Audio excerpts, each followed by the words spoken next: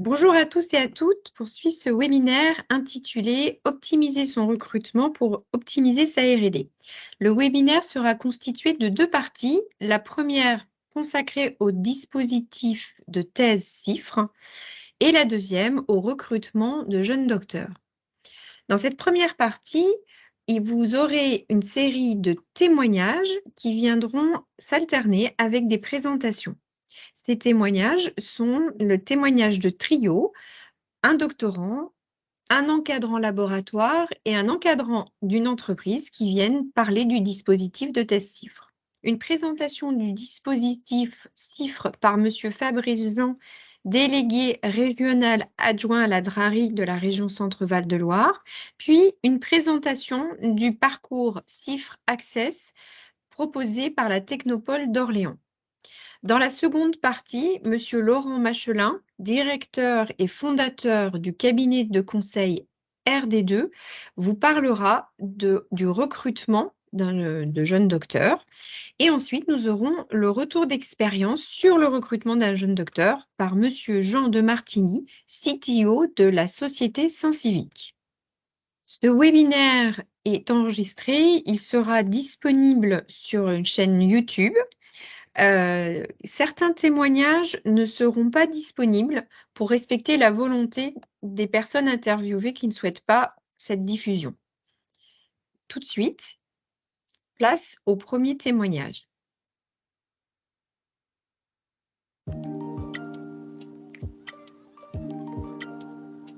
Donc bonjour, je m'appelle Nicolas Quintin, j'ai 26 ans et du coup là je vais attaquer ma troisième année de thèse d'ici un mois. Alors du coup ma thèse c'est l'étude de matériaux à l'échelle microstructurale, donc à des échelles très petites, et on va étudier la composition chimique de ces matériaux. Et moi le but du jeu c'est de quantifier chimiquement ce qu'il y est présent dans le matériau. Alors moi, c'est un peu particulier, donc c'est par l'intermédiaire d'une de mes professeurs de master, qui est aujourd'hui ma directrice de thèse, et elle a toujours su mon appétence pour le domaine industriel. Donc mon recrutement, tout simplement, à la suite du stage de fin d'études que j'ai fait avec Monsieur Fario, on a décidé de monter un dossier CIFRE. Donc généralement, pour mes déplacements, donc notamment en région parisienne, c'est vraiment pour aller faire des manips, c'est plus le côté expérimental. Voilà, je ne vais pas faire un déplacement juste pour aller dire bonjour ou simplement dépouiller des résultats par exemple. Ça va être vraiment pour aller maniper et faire des choses concrètes. Après, dans la vie de tous les jours, ça va être surtout en entreprise où je vais être présent au sein de la société pour avancer donc sur mes résultats, sur la machine, et après j'irai voir de temps en temps ma directrice de thèse pour synthétiser les résultats et voir avec elle les perspectives scientifiques.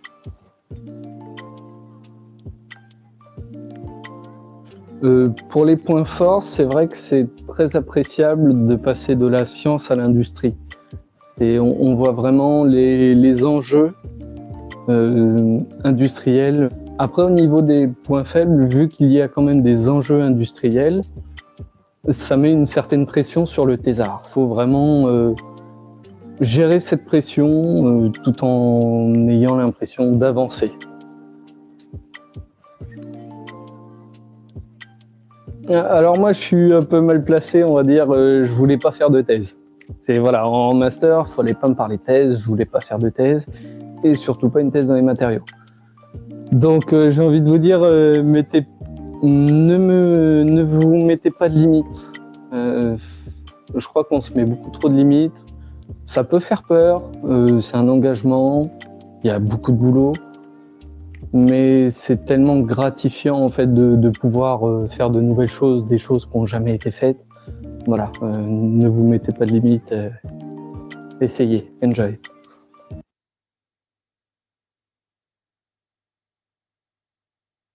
Alors, je m'appelle Daniel Lermite, je suis ingénieur-chercheur au CEA à Saclay et je travaille sur le sujet, sur la technique LIPS, qui consiste à caractériser et analyser des matériaux par laser.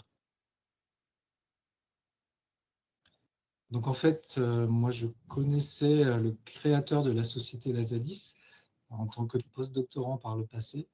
Et du coup, c'est lui qui, ayant créé cette société Lazalis, travaillant sur la LIPS, qui s'est rapproché de moi pour collaborer.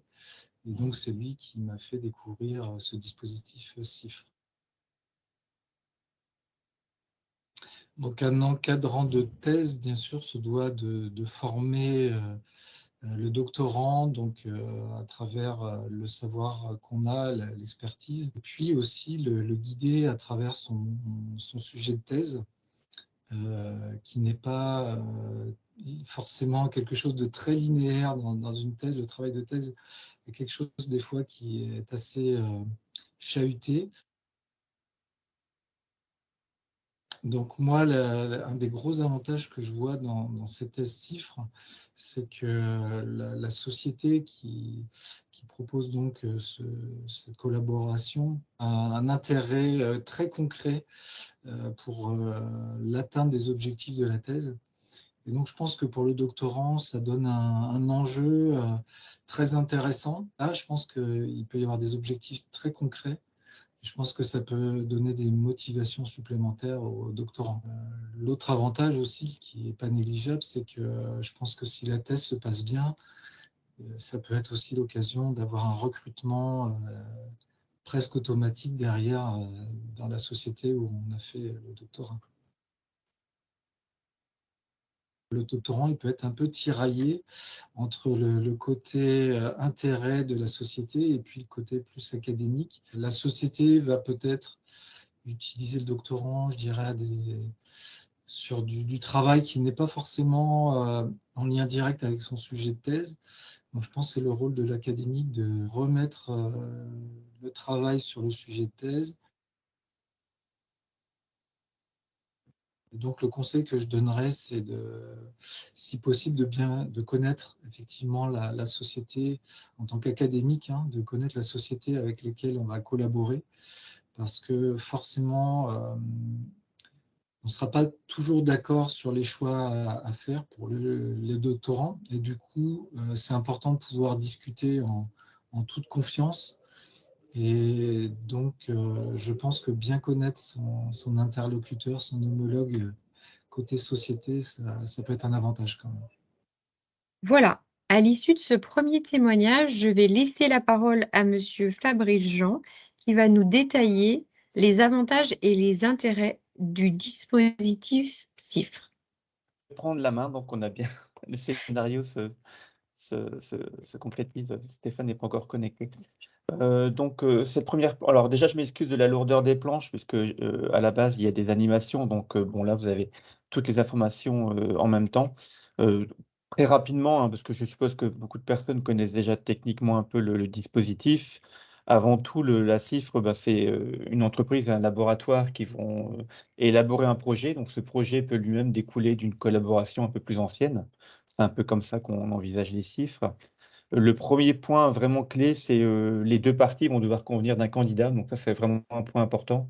Le candidat qui va être recruté doit autant correspondre aux attentes du laboratoire qu'aux attentes de l'entreprise, qui peuvent avoir ou non les mêmes critères. Mais le point important, c'est que le candidat corresponde aux attentes des deux parties. Les deux parties, ou alors un parti tiers construit le dossier, hein, le dossier de demande. Bon, dans la plupart des cas, c'est les entreprises. Je sais qu'à Orléans, au VLT, assistent les entreprises.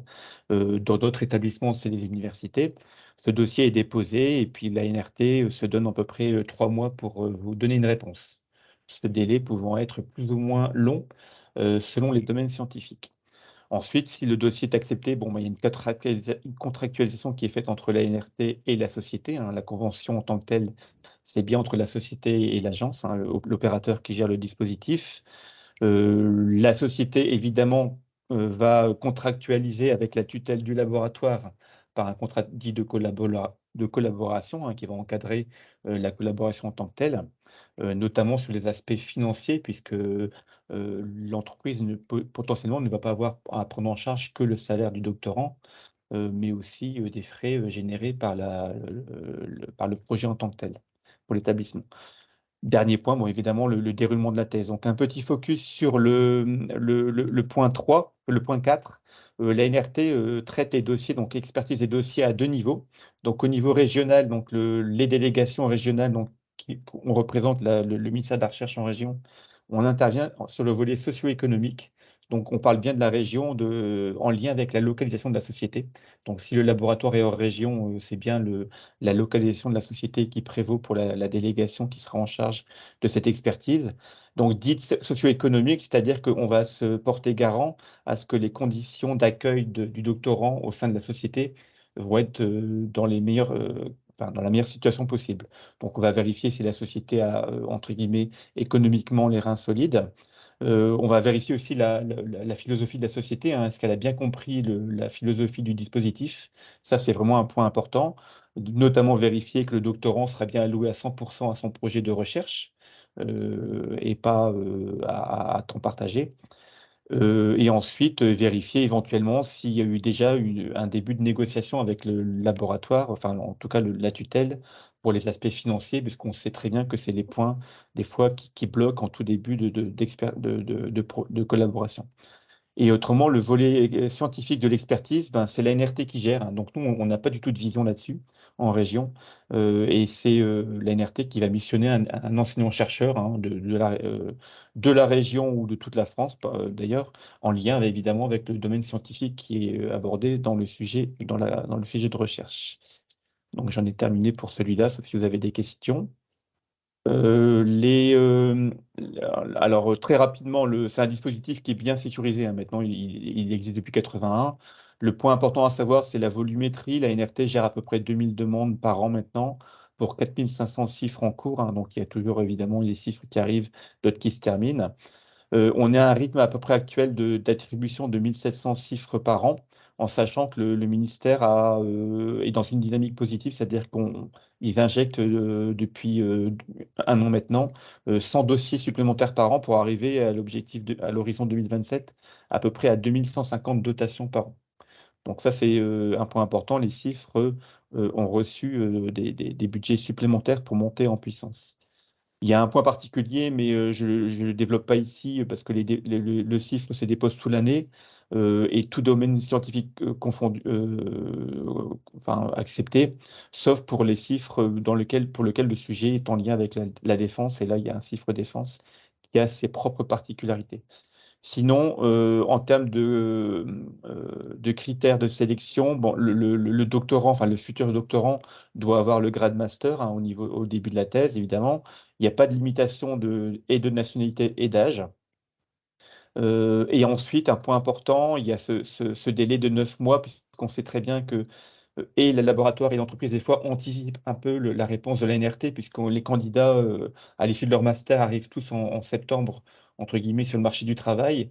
Et les chiffres se déposent au fil de l'eau. Donc, des fois, les doctorants attendent une réponse. Et il y a certains candidats qui partent, hein, parce qu'ils trouvent un emploi par ailleurs. Donc, les entreprises anticipent un peu le recrutement de la personne. C'est accepté par la NRT, mais dans un délai maximum de 9 mois. Au-delà de 9 mois, bon, ben, ils considèrent que le candidat n'est plus éligible. Sur les sociétés, je ne reviens pas là-dessus. Il n'y a pas réellement de critères de contraintes, hein. Il faut simplement qu'il soit sur le territoire français. De taille, il n'y a pas de condition de taille. Et évidemment, il n'y a pas de possibilité à ce que la société ne soit, enfin, en tout cas, l'entité socio-économique, on parle même plus de société maintenant, mais d'entité socio-économique, si l'émission rentre dans le cadre du code de la recherche ou le code de l'éducation, puisque dans certains cas, on a des dossiers pour lesquels l'acteur socio-économique ne relève pas de ces critères de définition. Sinon, pour le laboratoire, bon, il n'y a globalement pas de contraintes particulières à noter ici.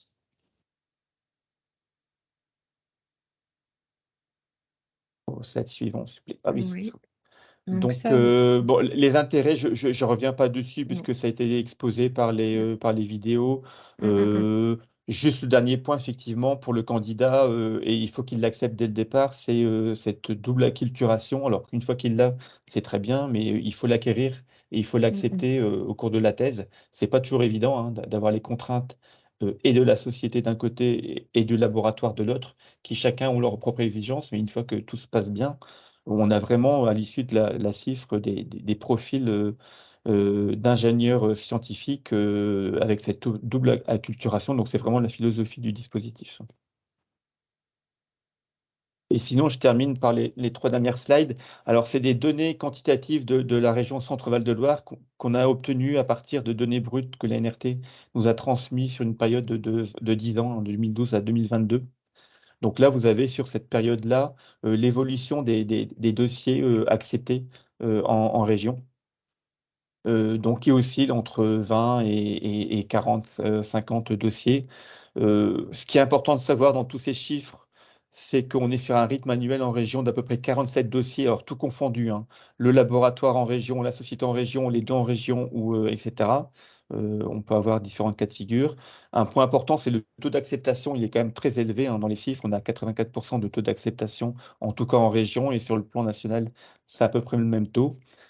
Et ensuite, s'il y a un redépôt, le taux d'acceptation après redépôt de la demande, on est à peu près au même taux d'acceptation. Donc, on a quand même des taux d'acceptation extrêmement élevés, hein. Donc là, les chiffres sont mis en dessous. L'acceptation nationale oscille aussi entre 80 et 90%. Donc, en région Centre-Val de Loire, on est vraiment en termes de qualité, en termes d'acceptation, on est vraiment dans la moyenne nationale. Slide suivante. Et là, pour terminer, donc les grandes disciplines scientifiques qu'on observe, nous, en région, numérotées de 1 à 10, donc physique, santé, sciences de l'ingénieur, etc., etc. Avec à côté donc les surreprésentations ou les sous-représentations par rapport aux moyennes nationales. Donc en région, on a une surreprésentation du domaine de la physique et de la santé, et une sous-représentation du domaine des sciences de l'ingénieur et des domaines des STIC. Donc assez paradoxalement, on a très peu de chiffres dans ces domaines-là. Et on a aussi une forte montée des domaines de la SHS. Donc un point particulier pour lequel la région est reconnue au travers du dispositif CIFRE. Et dernière slide, le même pendant, mais même constat, mais côté société, donc les secteurs d'activité des sociétés qui sont impliqués dans les dispositifs CIFRE. Vous avez là les 12 domaines principaux, de l'industrie manufacturière à la construction. Donc toujours le même principe, hein, en jaune, là, le positionnement des chiffres régionaux par rapport aux moyennes nationales. Bon, là, on a moins de différences, mais on a quand même une légère surreprésentation sur l'industrie manufacturière et sur le domaine 4, hein, l'administration et l'association, comme je vous disais. On a quand même pas mal de chiffres maintenant dans des sujets qui ne sont pas du tout scientifiques en tant que tels, mais plutôt en lien avec l'administration. Et en sous-représentation, le domaine de activité spécialisée dit scientifique et technique. Bon, un méga domaine, donc dedans on peut retrouver plein de sujets, mais bon, on n'a pas le temps de développer ici. Mais pour vous dire que voilà, en région centre, le dispositif est bien implanté. On est à peu près dans la moyenne nationale, mais il faut qu'on assiste, nous, à cette montée en puissance que le ministère a proposé, avec une montée en puissance des dossiers qui seront acceptés. Donc, il faut qu'on nous on accompagne en région cette montée en puissance. Voilà, voilà. Je vous remercie beaucoup pour voilà, en peu de temps, un petit peu toutes les clés à la fois sur l'ingénierie du système et aussi un panorama, voilà, à la fois en termes de dossiers, de diversité de dossiers et ce qu'on peut retenir. Donc, c'est quand même la volonté qui est de plus en plus de chiffres qui se fassent. Et voilà, d'où aussi notre volonté de le faire connaître à travers des actions comme ce webinaire, qu'on puisse voilà, mieux savoir qu'est-ce que c'est que ce dispositif et quels sont ses atouts. Donc, je vous propose maintenant de poursuivre par un deuxième trio. On a vu un premier trio en introduction, un deuxième trio de témoignages voilà, de personnes qui se sont lancées dans la thèse.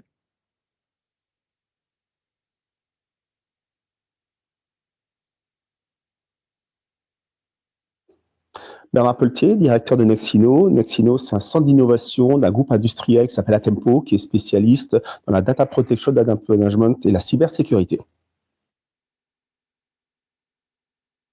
Lors de la création de Nexino en 2019, notre stratégie était de faire de l'innovation. Une innovation sur deux sujets. Le premier sujet qui est autour de l'analytique augmentée et le deuxième sujet autour de l'intelligence artificielle, autour du NLP, Natural Language Processing.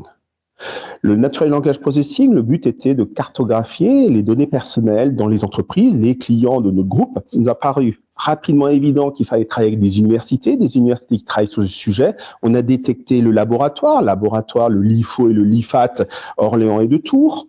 Ces laboratoires ont une compétence autour de la coréférence et ils étaient sur des sujets de recherche communs.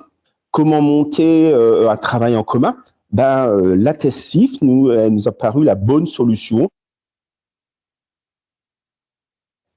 Alors, le choix du doctorant a été très, très simple. Lorsqu'on a trouvé le sujet commun avec le laboratoire, c'est le laboratoire, donc le LIFAT, qui nous a proposé un certain nombre de candidats.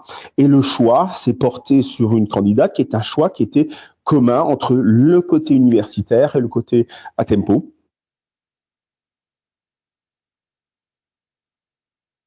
Alors, le projet d'une thèse CIFRE, c'est déjà premièrement un projet de recherche. Donc, il faut bien avoir en tête que une thèse CIFRE, c'est-à-dire vous avez une visibilité sur un sujet, un verrou technologique. Ce verrou technologique complexe, puisque un doctorant va travailler sur 3 ans. Donc, c'est premièrement verrouiller le sujet, être sûr en été que vous êtes sur un sujet qui dans 3 ans vous aurez un débouché scientifique, débouché commercial. Mais par contre, c'est vraiment détourer votre sujet qui est le plus important.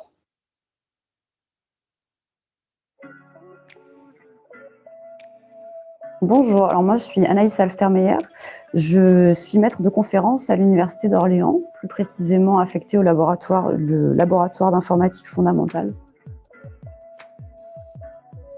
C'est une question que on se pose au moment où on cherche une thèse, en fait, où on veut continuer en recherche, savoir quel est le paysage, le panorama dans lequel on cherche à s'inscrire. Les thèses classiques permettent d'atteindre le milieu de la recherche publique, institutionnelle, académique, dans lequel on peut aussi, par ce biais, découvrir l'enseignement supérieur. Mais la thèse CIFRE, de son côté, permet d'avoir la recherche, cette fois-ci du côté académique, public et aussi privé, sans forcément acquérir cet aspect enseignement. Mais voir comment est-ce qu'on a un peu ce transfert technologique en fait entre le public et le privé, et voir comment est-ce que dans les entreprises, on met en œuvre ou on pousse des méthodes de recherche pour être innovant. Moi, je co-encadre. On va dire que je suis en supplément de la colonne vertébrale de son encadrement. Et moi, je suis en supplément sur le traitement automatique des langues avec la mise en œuvre de l'apprentissage automatique. Donc la thèse CIFRE, elle a cet avantage-là certain d'aller vraiment voir comment est-ce qu'on peut intégrer des processus de recherche, la méthodologie de recherche, dans le développement d'un projet en entreprise. Accès plus restreint à l'enseignement, justement, puisqu'on est moins en laboratoire, moins dans les universités, on est aussi plus dans les entreprises.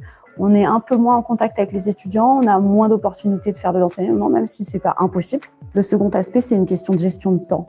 C'est-à-dire que les doctorants qui font des thèses CIFRE seront évalués exactement de la même manière que les doctorants qui ne font pas des thèses CIFRE. Donc avec une contribution de qualité et pour laquelle on voudrait que le doctorant soit à 100%. Dans les entreprises, nous, on a de la chance parce que les 2 CIFRE que j'encadre, l'entreprise laisse du temps véritablement à la thèse. Rencontrer en fait les gens, de discuter en amont. Parce que des détails très techniques, mais qui peuvent très vite être compliqués dans la gestion de la thèse au jour le jour, c'est par exemple combien de temps passé en entreprise par rapport au temps passé au laboratoire. Quelle est la fréquence qu'on va mettre en place? Est-ce que c'est toutes les semaines, 1 jour, 2 jours, ou est-ce que c'est par semaine, ou est-ce que c'est 1 mois, et puis 1 mois d'un côté, 1 mois de l'autre, etc. C'est pas tout à fait la même chose. Et aussi, si l'entreprise, pour les collègues du côté académique, peut-être penser à poser la question du rétro-planning à venir, c'est-à-dire est-ce que vous savez que dans 6 mois, il y a un contrat qui potentiellement va tomber et va mobiliser toutes les forces en présence? Donc là, il serait intéressant de savoir au vu des deadlines, etc., des projets de publication de soumission ou pas, quelle est un peu la temporalité prévue, quoi.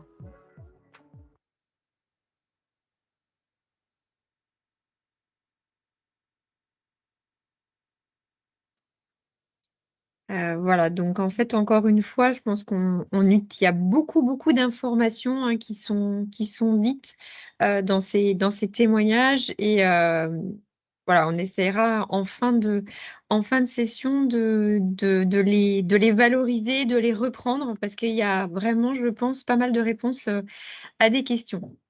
Donc, je vous propose maintenant de vous présenter le parcours CIFRE Access qui est proposé par la Technopole d'Orléans.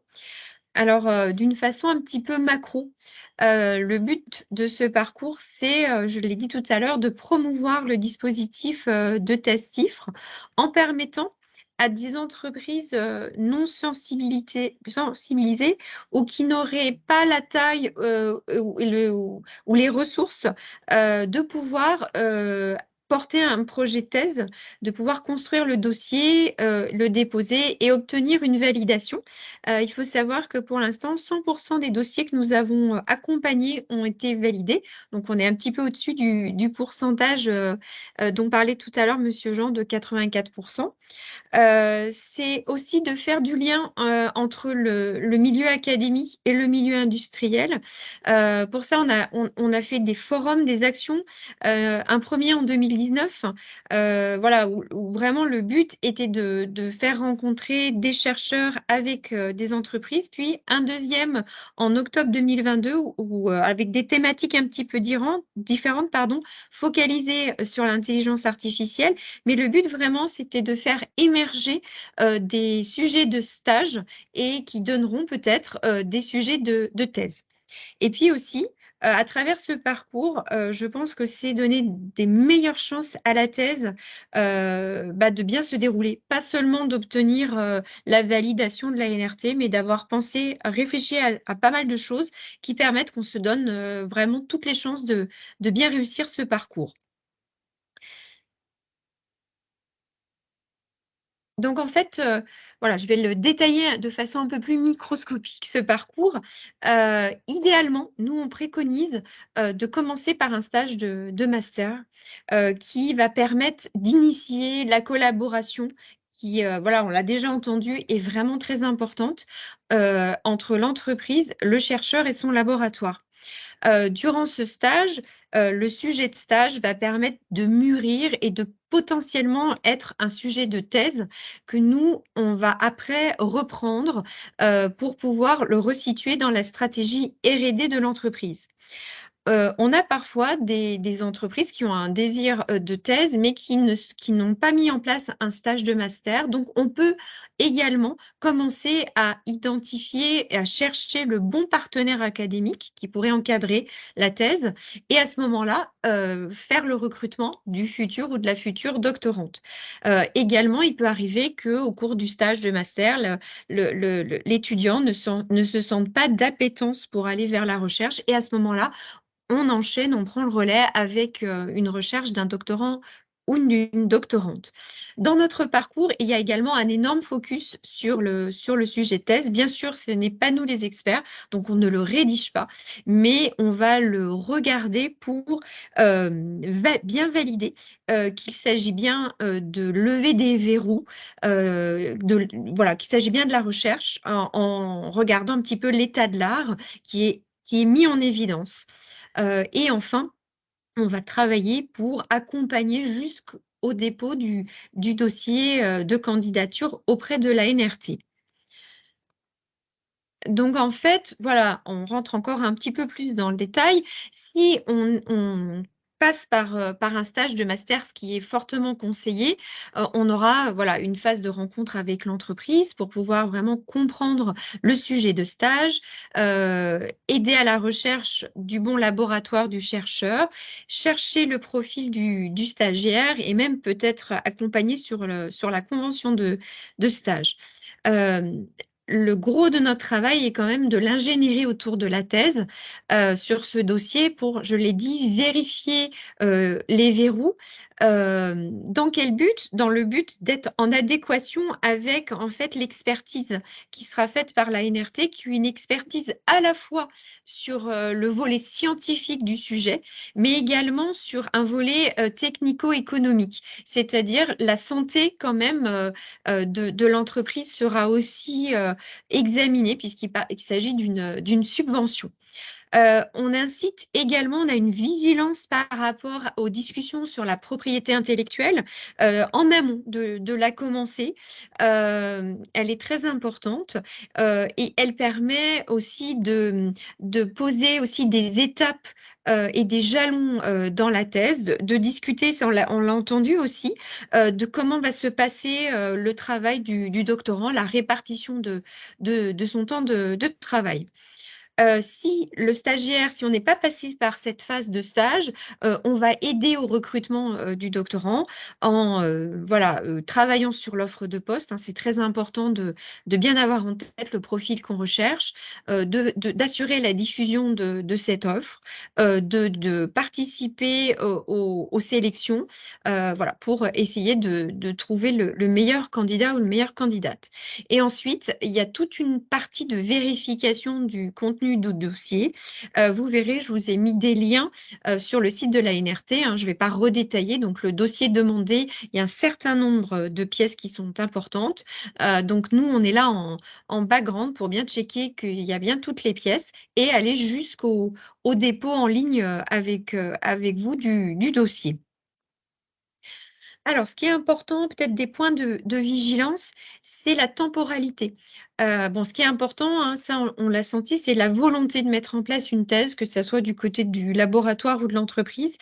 On peut déposer les dossiers, comme ça a été dit, à n'importe quel moment à la NRT. Néanmoins, il y a quand même des contraintes de temps qui correspondent aussi aux contraintes de temps de l'étudiant. Si on passe par un stage de master, le stage, il a lieu à un moment donné, il va démarrer en mars ou avril. Il y aura l'obtention du grade de master qui va devoir être fait pour pouvoir déposer le dossier. Il y a le temps d'expertise aussi du dossier de la NRT. Donc 3 mois maximum. Parfois, ça peut être un petit peu plus long. Donc, il faut aussi l'anticiper. Et donc, ne pas laisser s'échapper le bon candidat si on a eu la chance d'avoir un candidat adéquat. Donc ça, je reviens peut-être pas sur ces critères parce que tout à l'heure, Monsieur Jean en a parlé. Il y a aussi, il faut arriver à garder, trouver la bonne façon de garder notre futur doctorant ou doctorante. Les postes financiers, donc voilà, c'est aussi important de les avoir en tête. Il y aura effectivement le salaire chargé du doctorant et les frais de fonctionnement. J'ai mis donc des fourchettes parce que c'est vraiment au cas par cas. La rémunération minimum a été réévaluée en janvier 2023. Là, il s'agit des salaires bruts non chargés. Voilà, donc le minimum et la moyenne, vous avez donc indiqué sur le côté. Il faut savoir qu'en contrepartie de ces frais, il y a une subvention de 14 000 € par an qui est versée par la NRT et la possibilité de réaliser du crédit impôt recherche. Le crédit impôt recherche, donc dans la slide suivante, je vous montrerai un petit exemple de calcul. Nous, on conseille très fortement d'être accompagné par un cabinet qui a les compétences parce que c'est un métier, c'est une fiscalité particulière qui peut avoir des pourcentages et des modalités qui changent avec la loi. Mais donc, c'est important de savoir que c'est intéressant. Il y aura des déductions importantes qui sont possibles, mais de bien se faire accompagner pour bien déclarer les choses. Il y aura des frais de collaboration avec le laboratoire qui vont dépendre du laboratoire en question, du nombre d'encadrants qui vont être sollicités, s'il y a des expériences qui sont faites ou pas, qui nécessitent du matériel, et également s'il y a des déplacements, des congrès à envisager. Par rapport également à tout ce volet sur le laboratoire, il y a aussi une question qui est très importante, c'est la propriété intellectuelle qui peut jouer par rapport à ces frais. Est-ce que la propriété intellectuelle est entièrement transférée à l'entreprise? Est-ce qu'il y en a une partie qui reste et qui appartiendra à l'université? Tout ça va moduler la charge des frais. Et il y a également la possibilité de faire du crédit impôt recherche sur les prestations du laboratoire, sur un certain nombre de choses liées à la collaboration avec le laboratoire. Un petit point de vigilance sur la temporalité des aides, donc par rapport à la trésorerie de l'entreprise, parce que nous, on accompagne des startups ou des petites entreprises qui se lancent dans les projets de thèse. Il faut savoir que le crédit impôt recherche, ben voilà, ça se passera à N+1, donc voilà, ça ne sera pas tout de suite, et que la subvention de la NRT n'arrive pas dès que le dossier est validé. Il peut y avoir un temps avant que les 14 000 € ne soient versés, donc il faut anticiper qu'il y aura des frais à prendre en charge voilà, au début. Donc voilà, je vous ai mis un exemple, je vais pas le détailler, mais un petit exemple de calcul, parce que encore une fois, il peut y avoir voilà, des détails plus fins, mais qui vous donnent un ordre d'idée de ce qui reste à charge voilà, en ce qui concerne les frais liés à l'embauche du doctorant. Bonjour, je m'appelle Aladine Chetouani, je suis enseignant-chercheur habilité à diriger des recherches au sein de Polytech Orléans, affilié au laboratoire PRISM, mais plus précisément l'axe Image Vision. L'objectif, c'est d'utiliser l'intelligence artificielle pour faire de la reconstruction 3D à partir de différentes vues 2D. Donc, on a d'autres doctorants qui effectuent une thèse dans ce cadre-là. Donc, on entend parler, mais on n'a pas forcément les détails. Ensuite, en tant qu'enseignant-chercheur, à ce moment-là, on entend vraiment beaucoup parler, en tout cas dans notre domaine, du dispositif CIFRE. L'objectif, c'est de s'assurer de la bonne réalisation du projet de thèse du doctorant. Dans le cadre d'une CIFRE, on va rajouter, ou je rajoute un point, c'est en prenant en compte les attentes de l'entreprise. On va travailler sur des problématiques concrètes et l'entreprise, bien sûr, et c'est légitime, souhaite derrière avoir un outil applicable. Donc ça, c'est vraiment pour moi l'avantage majeur. Ça nous sort un petit peu de notre recherche quotidienne. Pour moi, la difficulté majeure, c'est vraiment de positionner la recherche dans ce cadre-là, puisque l'entreprise a des attentes. Parfois, ces attentes sont pour nous non atteignables, donc il faut essayer de faire comprendre ce point-là également. Mais l'objectif, ça reste de former un docteur. Donc, c'est vraiment des discussions entre l'entreprise et le chercheur pour trouver un compromis entre ces deux aspects-là.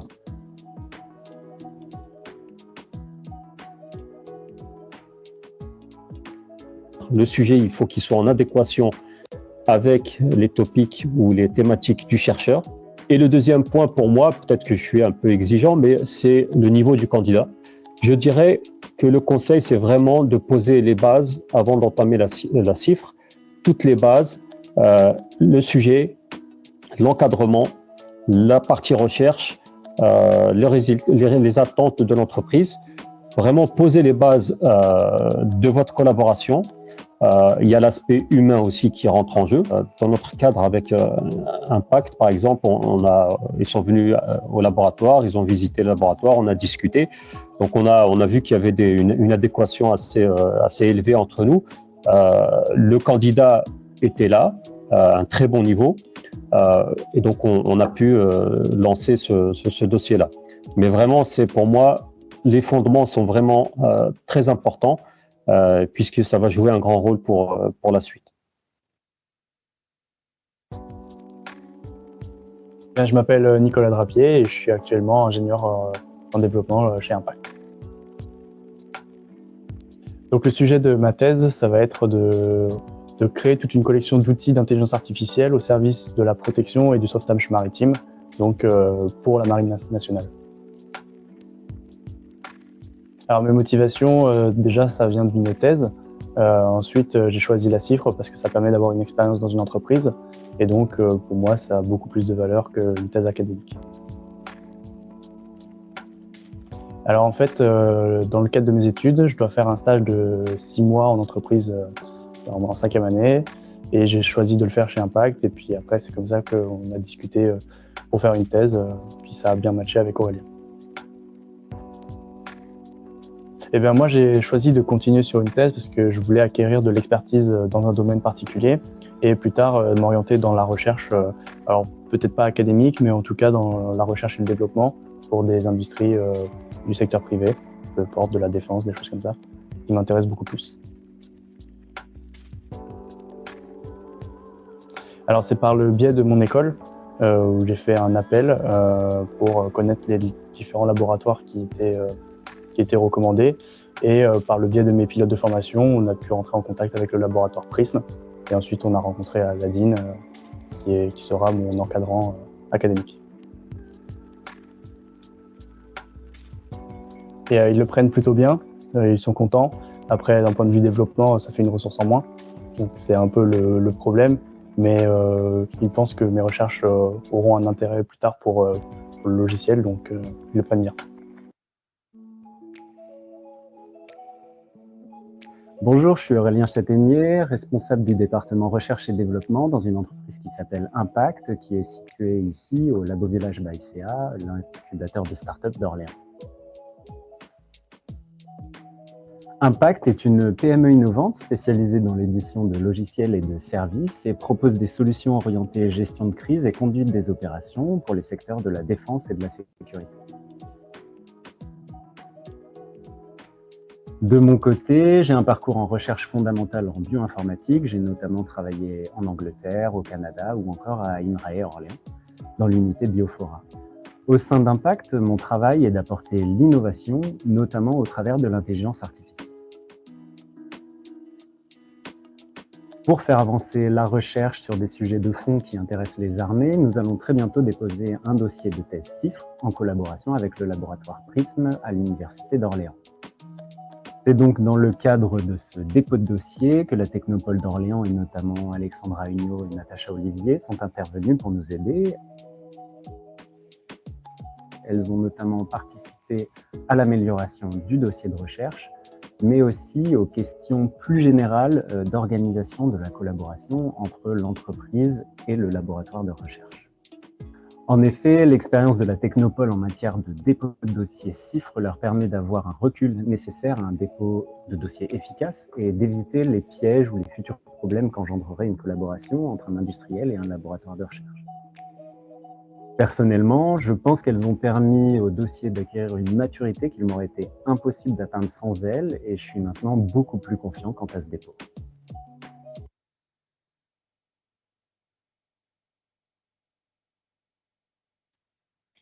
Je peux le confirmer, depuis l'interview d'Aurélien, le dossier a bien été validé et accepté par la NRT. Voilà, donc pour rebondir sur tous ces témoignages, je pense que c'est important. Voilà, j'ai fait un petit focus sur les mots qui étaient revenus et dont si vous avez des questions, hein, voilà, on pourra rediscuter.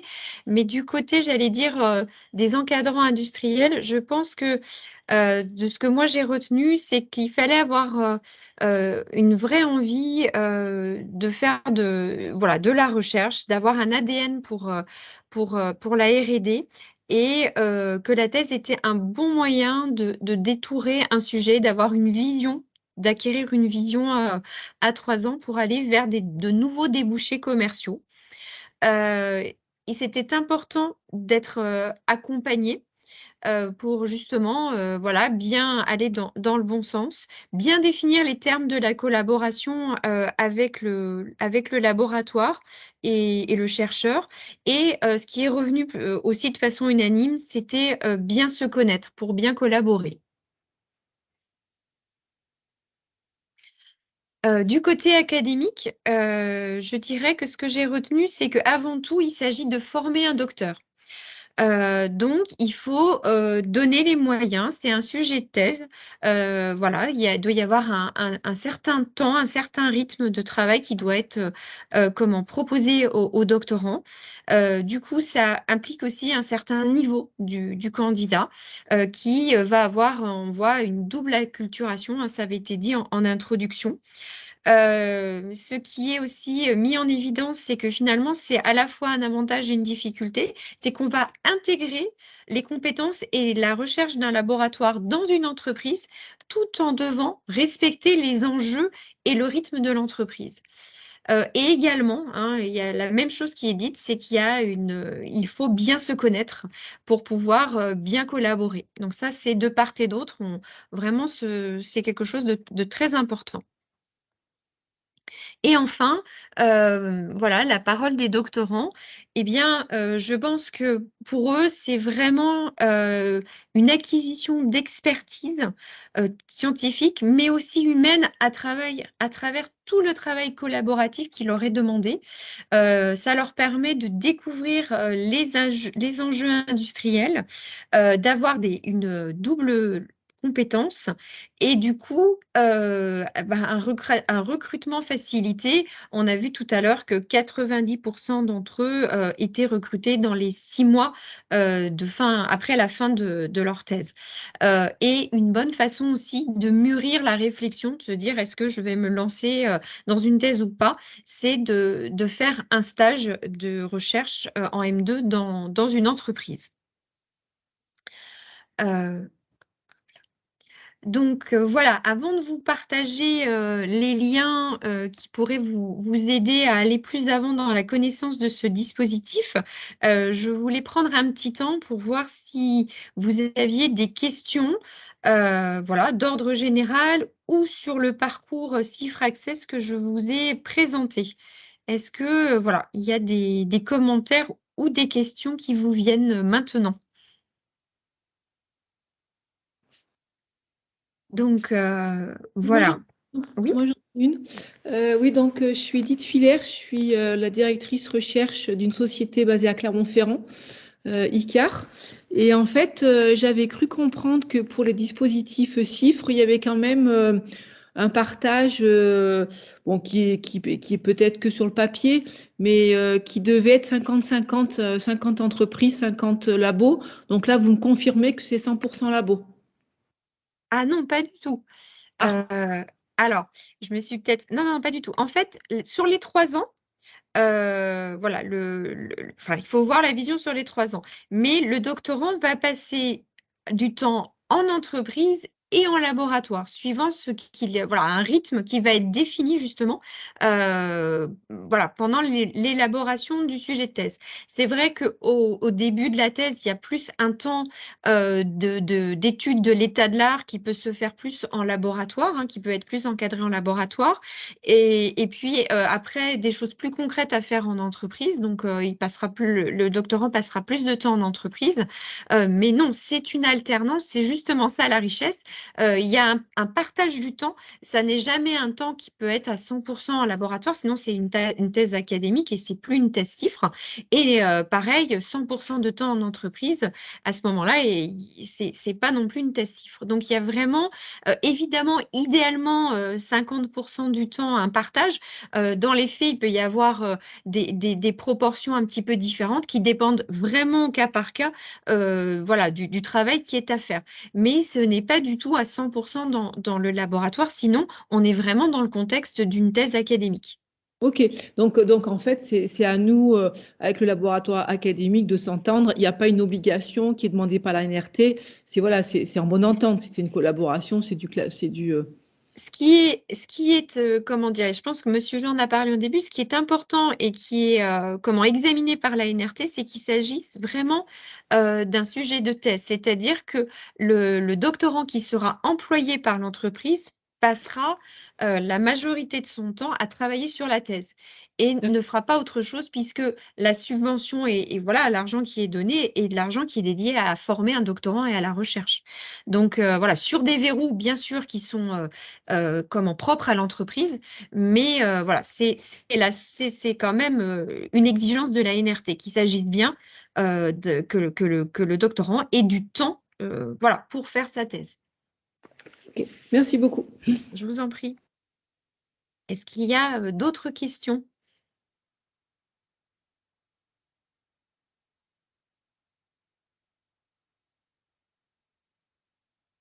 Alors, Oui, moi j'ai une question. Je ne oui, sais pas si vous me donnez la parole. Bonjour, je suis Christophe Bressac, je suis enseignant-chercheur à l'Université de Tours, dans un laboratoire qui est associé au CNRS. Et en fait, nous, on a des doctorants qui sont au CIFRE. Alors moi, personnellement, j'en encadre pas, mais il y en a. Et en fait, il ne faut pas oublier qu'ils n'ont pas deux tutelles académiques, mais enfin, pas une tutelle académique, mais deux. C'est-à-dire que l'école doctorale est aussi assez exigeante en termes de rendu, en termes de oui, suivi, en particulier vis-à-vis des publications scientifiques, de la oui, participation à des congrès internationaux ou autres, et que c'est nous, à notre niveau, c'est ça qui nous coince le plus, surtout en d'accord. termes d'accords de confidentialité. Parce que quand on travaille avec des PME, surtout avec des startups qui commencent, en fait, ils ont toujours le réflexe de dire on va rien partager du tout. Et on a quand même besoin de partager une certaine partie du travail pour que le doctorant puisse avoir ce rayonnement international nécessaire pour valider sa thèse au niveau de l'école doctorale. Donc il faut bien vérifier au niveau des écoles doctorales qu'il y a la liberté d'avoir ce type d'engagement. D'accord. Oui, oui, d'où le fait je pense que d'où le fait de bien dialoguer, de bien se Oui, connaître. bien sûr, bien Voilà, sûr. c'est évident et vous avez raison. En fait, il y a toute une partie publication qui est Mm, importante également pour le doctorant et pour le laboratoire, hein, qui fait partie de son développement, de son essor et qui doit être évoquée assez tôt pour que oui. justement il n'y ait pas d'incompréhension et qu'on n'aille pas vers des choses rédhibitoires ou voilà, où ça se passe pas bien. Oui, tout à fait. Ouais, et ça D'accord. oblige à anticiper un peu les résultats aussi, hein, parce que quand on part vraiment dans l'inconnu, on ne sait pas ce qui va être valorisable ou pas. Et donc, Oui. il faut laisser une part de publication, de domaine public dans le déroulement de la thèse, dès le départ. Mais Mhm. tout ça, il doit être précisé normalement dans le contrat de collaboration, hein. Oui, bien C'est sûr, assez, bien sûr. c'est assez classique d'anticiper des résultats potentiellement valorisables. Alors déjà, est-ce Oui, qu'il y aura des résultats?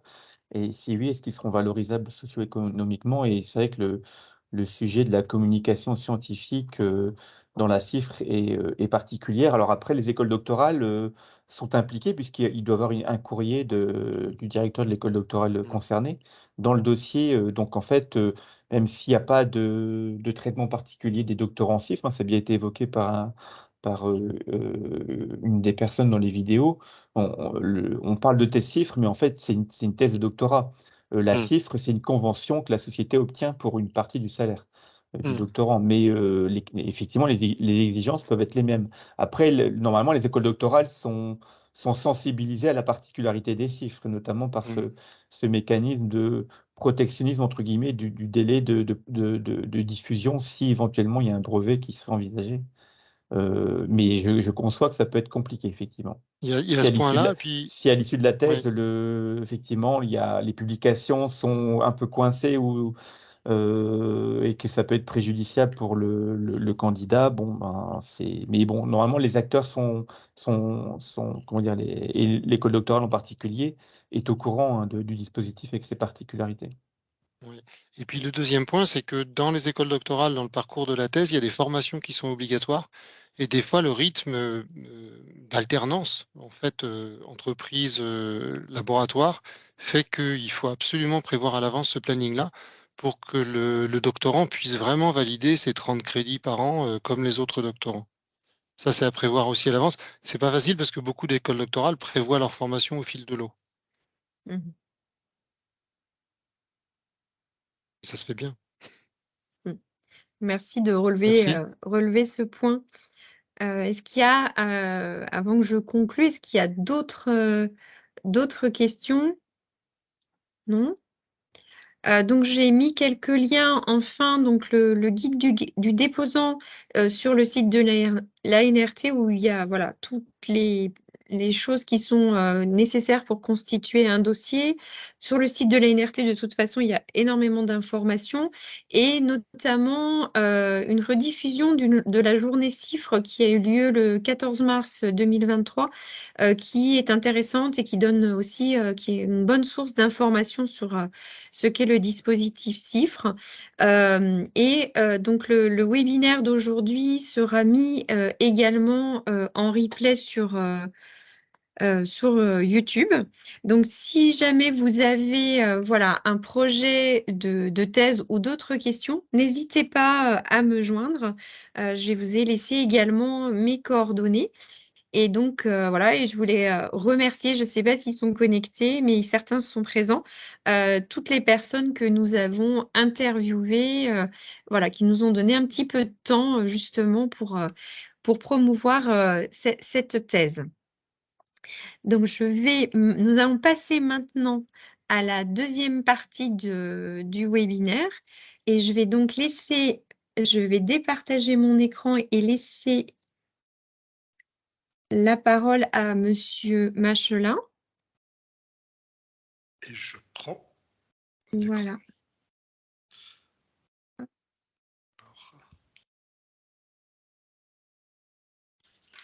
Voilà. Est-ce que ça fonctionne? Oui, parfaitement. Parfait. Eh bien, écoutez, bonjour à tous. Merci Alexandra pour ce passage de témoin. Donc là, on a passé un certain temps sur le dispositif CIFRE, on va dire dispositif du doctorant et avant la thèse. Il y a un autre dispositif qui existe aussi, qui est celui du jeune docteur, donc plutôt après la thèse, qui est également assez méconnu et sur lequel on voulait faire un petit focus, en particulier avec la Technopole d'Orléans, avec Alexandra et les équipes, pour voilà, sensibiliser à la fois les profils académiques, les docteurs, les futurs docteurs, les doctorants, et les entreprises, hein, l'intérêt aussi de recruter ce type de dispositif. Donc, je vais prendre une petite quarantaine de minutes qui sera suivie par le témoignage de Jean de Martigny, qui est le fondateur et directeur technique de Scientifique sur Orléans, avec qui on a, voilà, je pense, collaboré de façon efficace sur le recrutement de leurs jeunes docteurs et qui vous donnera le témoignage, le retour d'expérience et la success story sur ce type de recrutement. Le sommaire, rapidement, je vais présenter RD2 Conseil, qui on est, ce qu'on fait, pourquoi, un focus sur ce fameux concept de jeune docteur, qui répond quand même à des critères un peu spécifiques, un peu définis. Le constat de la méconnaissance entre entreprises et docteurs, donc méconnaissance réciproque, un certain nombre d'images, de préjugés, d'a priori que peuvent avoir les uns et les autres sur le côté obscur de la force, si on peut l'appeler comme ça, et les atouts du jeune docteur. Voilà, les atouts bien évidemment financiers, mais également humains, techniques, scientifiques, en termes de collaboration. N'hésitez pas à me couper, ou Alexandra, si vous voyez voilà, des questions dans le chat ou autre, voilà, que ça soit peut-être un peu plus interactif. N'hésitez pas à m'interrompre pour poser des questions au fur et à mesure et au fil de l'eau. Donc voilà, moi je suis Laurent Machelin, j'ai créé RD2 Conseil il y a 10 ans maintenant, donc en 2013, ça fait 10 ans qu'on existe. L'historique, en fait, je viens du monde du financement de l'innovation.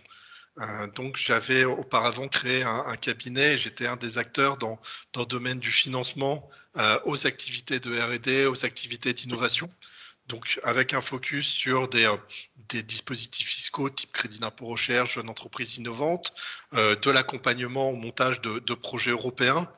Et de là est né le constat de la méconnaissance déjà des entreprises, de nos clients qui étaient plutôt des startups, plutôt des PME, la méconnaissance sur le profil du jeune docteur. Et lorsqu'on essaie de promouvoir justement le recrutement de personnes issues plutôt du monde des laboratoires, du monde académique, la vraie difficulté d'aller identifier, approcher, sélectionner ce type de candidat. D'où la création donc en 2013 de RD2 Conseil pour faire le lien, de faire d'une certaine façon le décodeur entre deux mondes qui parfois ne se parlent pas, parfois parlent des langages différents. Et donc, souvent, on se définit comme un peu comme une agence matrimoniale entre des besoins d'entreprise et des potentiels candidats. Quand je dis partir du besoin de l'entreprise, on est effectivement en mode chasse. Voilà, notre activité aujourd'hui, c'est pas de recevoir des candidatures, d'échanger avec des doctorants qui sont en recherche d'emploi et ensuite d'aller taper à la porte des entreprises un peu en mode push CV. Nous, on est vraiment, on se définit en tout cas comme un cabinet de chasse de tête avec un client qui sera l'entreprise avec son besoin technique, son projet, avec un besoin en termes de compétences et d'apport de compétences dans l'entreprise, et avec un besoin aussi d'une certaine façon de savoir-être, de comportement, pour qu'il y ait une bonne alchimie. Et justement, voilà, tout notre rôle sera, à partir de ce besoin qu'on identifiera ensemble, qu'on définira ensemble, d'aller dans ce mode de recherche, d'approche directe, avec les différents axes. Bien évidemment, l'aspect savoir-faire. Quand on cherche un docteur, on va, j'allais dire d'une certaine façon, en priorité, rechercher une forme d'expertise, de spécialisation, en tout cas de compétences, mais avec un axe sur le savoir-être pour que la mayonnaise prenne une fois dans l'équipe et d'avoir des candidats futurs employés qui sauront s'adapter au mode de fonctionnement, au code de l'entreprise.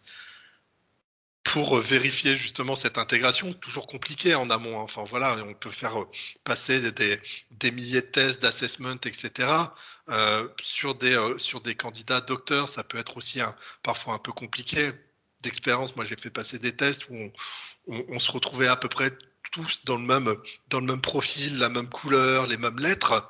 Et du coup, cette intégration, cette phase d'intégration et la communication, une fois la personne recrutée, est hyper importante entre le manager, l'équipe R&D et le jeune docteur. D'où notre rôle aussi un peu de fluidification, de mettre de l'huile dans les rouages et puis de garder ce lien dans le suivi d'intégration après le recrutement. Quelques exemples de sociétés. Là, c'est moins pour faire un focus sur des entreprises en particulier que sur la diversité des activités dans lesquelles on peut recruter du jeune docteur. Tout à l'heure, Monsieur Jean faisait un petit focus sur les chiffres et sur les différentes thématiques. C'est pareil pour le jeune docteur. Aujourd'hui, on a des recrutements et des entreprises dans tout un tas d'activités. Clairement, l'informatique, l'IT, la data science sont aujourd'hui très porteurs et il y a beaucoup de recherches de jeunes docteurs dans ce cadre-là, mais également dans des activités autour de la chimie, de la santé, des sciences de la vie, de l'électronique et aussi, enfin peut-être un point à avoir en tête, dans les sciences sociales. On peut aussi recruter des profils en recherche et développement dans le domaine des sciences sociales, par exemple voilà, sur des docteurs en infocom, des docteurs en sociologie, des docteurs en anthropologie qui peuvent apporter leur expertise et des compétences en matière de renforcement de la R&D. Quelques notions sémantiques quand on parle de jeunes docteurs, parce que on l'a vu avec la CIFRE, avec le CIR, etc. Il y a pas mal de termes, d'acronymes qui, on est en France, se ressemblent beaucoup et parfois peuvent être un peu confusants lorsqu'on n'est pas forcément dans le sujet. Donc déjà, quand on parle de docteur, alors là, on est entre nous, j'allais dire, et puis voilà, grosso modo, je pense que on voit à peu près tous de quoi on parle quand on parle de docteur. Il s'agit du docteur en sciences, pas du docteur, voilà, le médecin chez qui on va se faire soigner son angine, son rhume. Là, voilà, on parle du Bac+8, du PhD au sens international. Ce qui est intéressant à mentionner d'ailleurs, c'est que dans le concept du jeune docteur, lié au crédit d'impôt recherche dont on va parler, les docteurs au sens générique, type docteur en médecine, docteur en pharmacie, en gros les doctorats d'État, vétérinaires aussi, ne seront pas éligibles à ce statut du jeune docteur et à l'incitation financière du jeune docteur par le crédit d'impôt recherche. L'autre terme, c'est le doctorant. on a parlé de la CIF, clairement le doctorant, c'est l'étudiant qui sort de master, qui sort d'école d'ingénieur et qui va réaliser sa thèse en entreprise ou pas, mais clairement durant son parcours de thèse, il sera considéré comme un doctorant.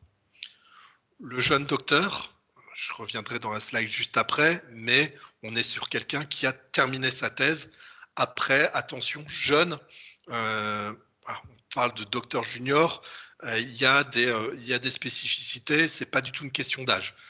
Pour représenter, pour donner un exemple, mon plus vieux jeune docteur avait 46 ans. La CIFRE, on en a parlé, Convention industrielle de formation par la recherche, c'est une subvention accordée par la NRT pour une convention de collaboration entre le laboratoire, l'entreprise, le doctorant, dans le cadre d'une thèse réalisée au sein du laboratoire.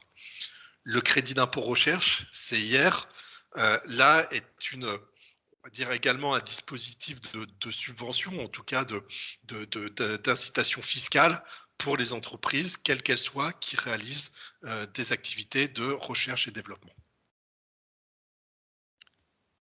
Dans le cadre du crédit d'impôt recherche, donc qui va financer tout un tas de dépenses, à la fois des dépenses d'immobilisation, d'amortissement liées à la R&D, des dépenses de veille technologique, des dépenses, fut un temps de collaboration avec des prestataires privés ou publics, des dépenses de personnel, et la grosse partie de financement du crédit d'impôt recherche, ça concerne effectivement plutôt les dépenses de personnel. Et dépenses de personnel, on peut avoir les dépenses liées aux ingénieurs R&D, aux techniciens, aux stagiaires, enfin voilà, tout le personnel qui navigue et travaille sur des activités de R&D. Et dans cette masse de personnel lié à la R&D, il y a un point spécifique. Que finalement beaucoup d'entreprises, nous on le voit de façon régulière quand on contacte les entreprises, elles nous indiquent faire du crédit d'impôt recherche, être accompagné depuis longtemps, ou le faire seul et le faire bien. Et c'est vrai que quand on parle du jeune docteur, on s'aperçoit qu'il y a finalement une forme d'incompréhension, de méconnaissance, voire de pas de connaissance du tout. Du coup, quand on parle de jeune docteur, c'est quoi le concept? La définition du jeune docteur, on est sur quelqu'un qui est diplômé. On est sur un docteur qui a soutenu sa thèse, ou en tout cas, voilà, qui va la soutenir dans les prochainement. Mais on va dire, pour rentrer dans ce dispositif jeune docteur du CIR, il faut qu'il ait soutenu sa thèse. L'autre critère hyper important, ce sera la notion de premier recrutement. On est sur un premier recrutement en contrat à durée indéterminée ou en contrat permanent. Voilà, qu'il y a un docteur qui serait recruté en tant que maître de conférence, professeur, en contrat permanent dans l'académique, sortirait de ce dispositif jeune docteur. C'est vrai à l'international où CDI n'existe pas forcément, mais par contre où les personnes peuvent signer des contrats permanents, ils sortent de ce dispositif. Mais par contre, un docteur qui n'aurait pas signé de contrat permanent, de contrat à durée déterminée après sa thèse, soit parce qu'il a des contrats à durée déterminée, soit parce qu'il est au chômage ou autre, rentre dans ce dispositif de jeune docteur. Petit focus d'ailleurs là-dessus, c'est là où ça peut être intéressant et on voit généralement deux types de profils. On a ce qu'on peut appeler le jeune docteur, donc celui qui est en fin de thèse ou qui vient de soutenir sa thèse, qui cherchera son premier poste et qui s'orientera plutôt vers le secteur privé, plutôt vers l'entreprise. On peut aussi avoir des docteurs qui ont soutenu il y a quelques années, je vous parlais de mon docteur de 46 ans, c'est un astrophysicien qui a enchaîné des contrats à durée déterminée, type postdoc, un peu partout dans le monde, et qui finalement, après 15 ans de postdoc et de CDD, était toujours éligible au statut de jeune docteur. Donc voilà, gardez en tête que des docteurs qui ont soutenu il y a quelques années et qui ont eu des CDD d'ingénieurs de recherche, d'ATER, de doctorat, est potentiellement éligible à ce statut de jeune docteur. Donc jeune, voilà, attention à prendre avec des pincettes. Le dernier critère, donc là, on va dire que ce sont deux critères plutôt liés au candidat. Les deux critères suivants sont plutôt liés à l'entreprise. Un critère qui concerne les effectifs de recherche. pour embaucher des jeunes docteurs et qu'ils soient éligibles au statut et au financement jeunes docteurs par le CIR, il faut que les effectifs de R&D, les équivalents temps plein, soient en augmentation ou au minimum en maintien d'une année sur l'autre. Donc ça, c'est un point à considérer. Autant quand on est en start-up avec des effectifs qui augmentent d'une année sur l'autre, c'est assez facile. Quand on est sur une entreprise un peu établie avec des arrivées, des départs, ça peut être un point à garder en tête. Et bien évidemment, la notion de R&D. Il faut que les activités, les projets sur lesquels travaille le jeune docteur soient éligibles au crédit d'impôt recherche, donc constituent des activités de recherche et développement. J'en ai parlé. Concrètement, qu'est-ce que ça veut dire ce dispositif jeune docteur? Que va représenter le financement par le crédit d'impôt recherche? Là, je vous ai mis un exemple chiffré. Gardez en tête que le crédit d'impôt recherche permettra de financer jusqu'à 120% du salaire chargé du jeune docteur pendant 2 ans après son recrutement. Alors, jusqu'à 120%, c'est dans le cas idéal où le docteur passe chaque seconde, chaque minute de son temps sur de la R&D, sur des activités éligibles au crédit d'impôt recherche. Ça peut arriver. Généralement, on conseille plutôt voilà, et puis dans le suivi des activités, le suivi des temps, on se rend compte que généralement, on est peut-être plutôt à 90, parfois 95%. Donc, l'autre point intéressant, l'autre ratio à avoir en tête, c'est si votre docteur passe 4/5 de son temps, 80% de son temps en R&D, le CIR permettra de financer 100% de son salaire chargé, et ça pendant 24 mois. Si on pose les chiffres, voilà, je vous donne quelques notions aujourd'hui du jeune docteur en moyenne, alors très dépendant des domaines d'activité, des spécialisations, des parcours, etc. Mais ce qu'on voit en tant que cabinet de recrutement, c'est qu'on est généralement dans cette moyenne autour de 40 à 45 000 euros annuels bruts, ce qui fait un salaire chargé à peu près 60 000 euros. Le financement par le CIR sera potentiellement de 72 000 euros. Donc on voit qu'il y a un écart, et un écart positif. Ça, d'une certaine façon, ça rapporte de l'argent à l'entreprise de recruter du jeune docteur.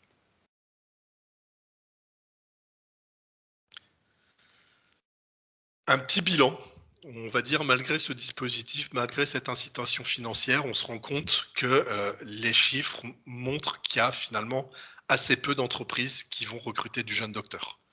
Là, on a le bilan 2019, c'est les derniers chiffres à jour, hein, quand il s'agit de bilan du CIR. Dans les dépenses de personnel, à peine moins de 2% des entreprises qui vont recruter du jeune docteur. 2500 déclarants, sachant que la déclaration du jeune docteur, c'est sur 24 mois.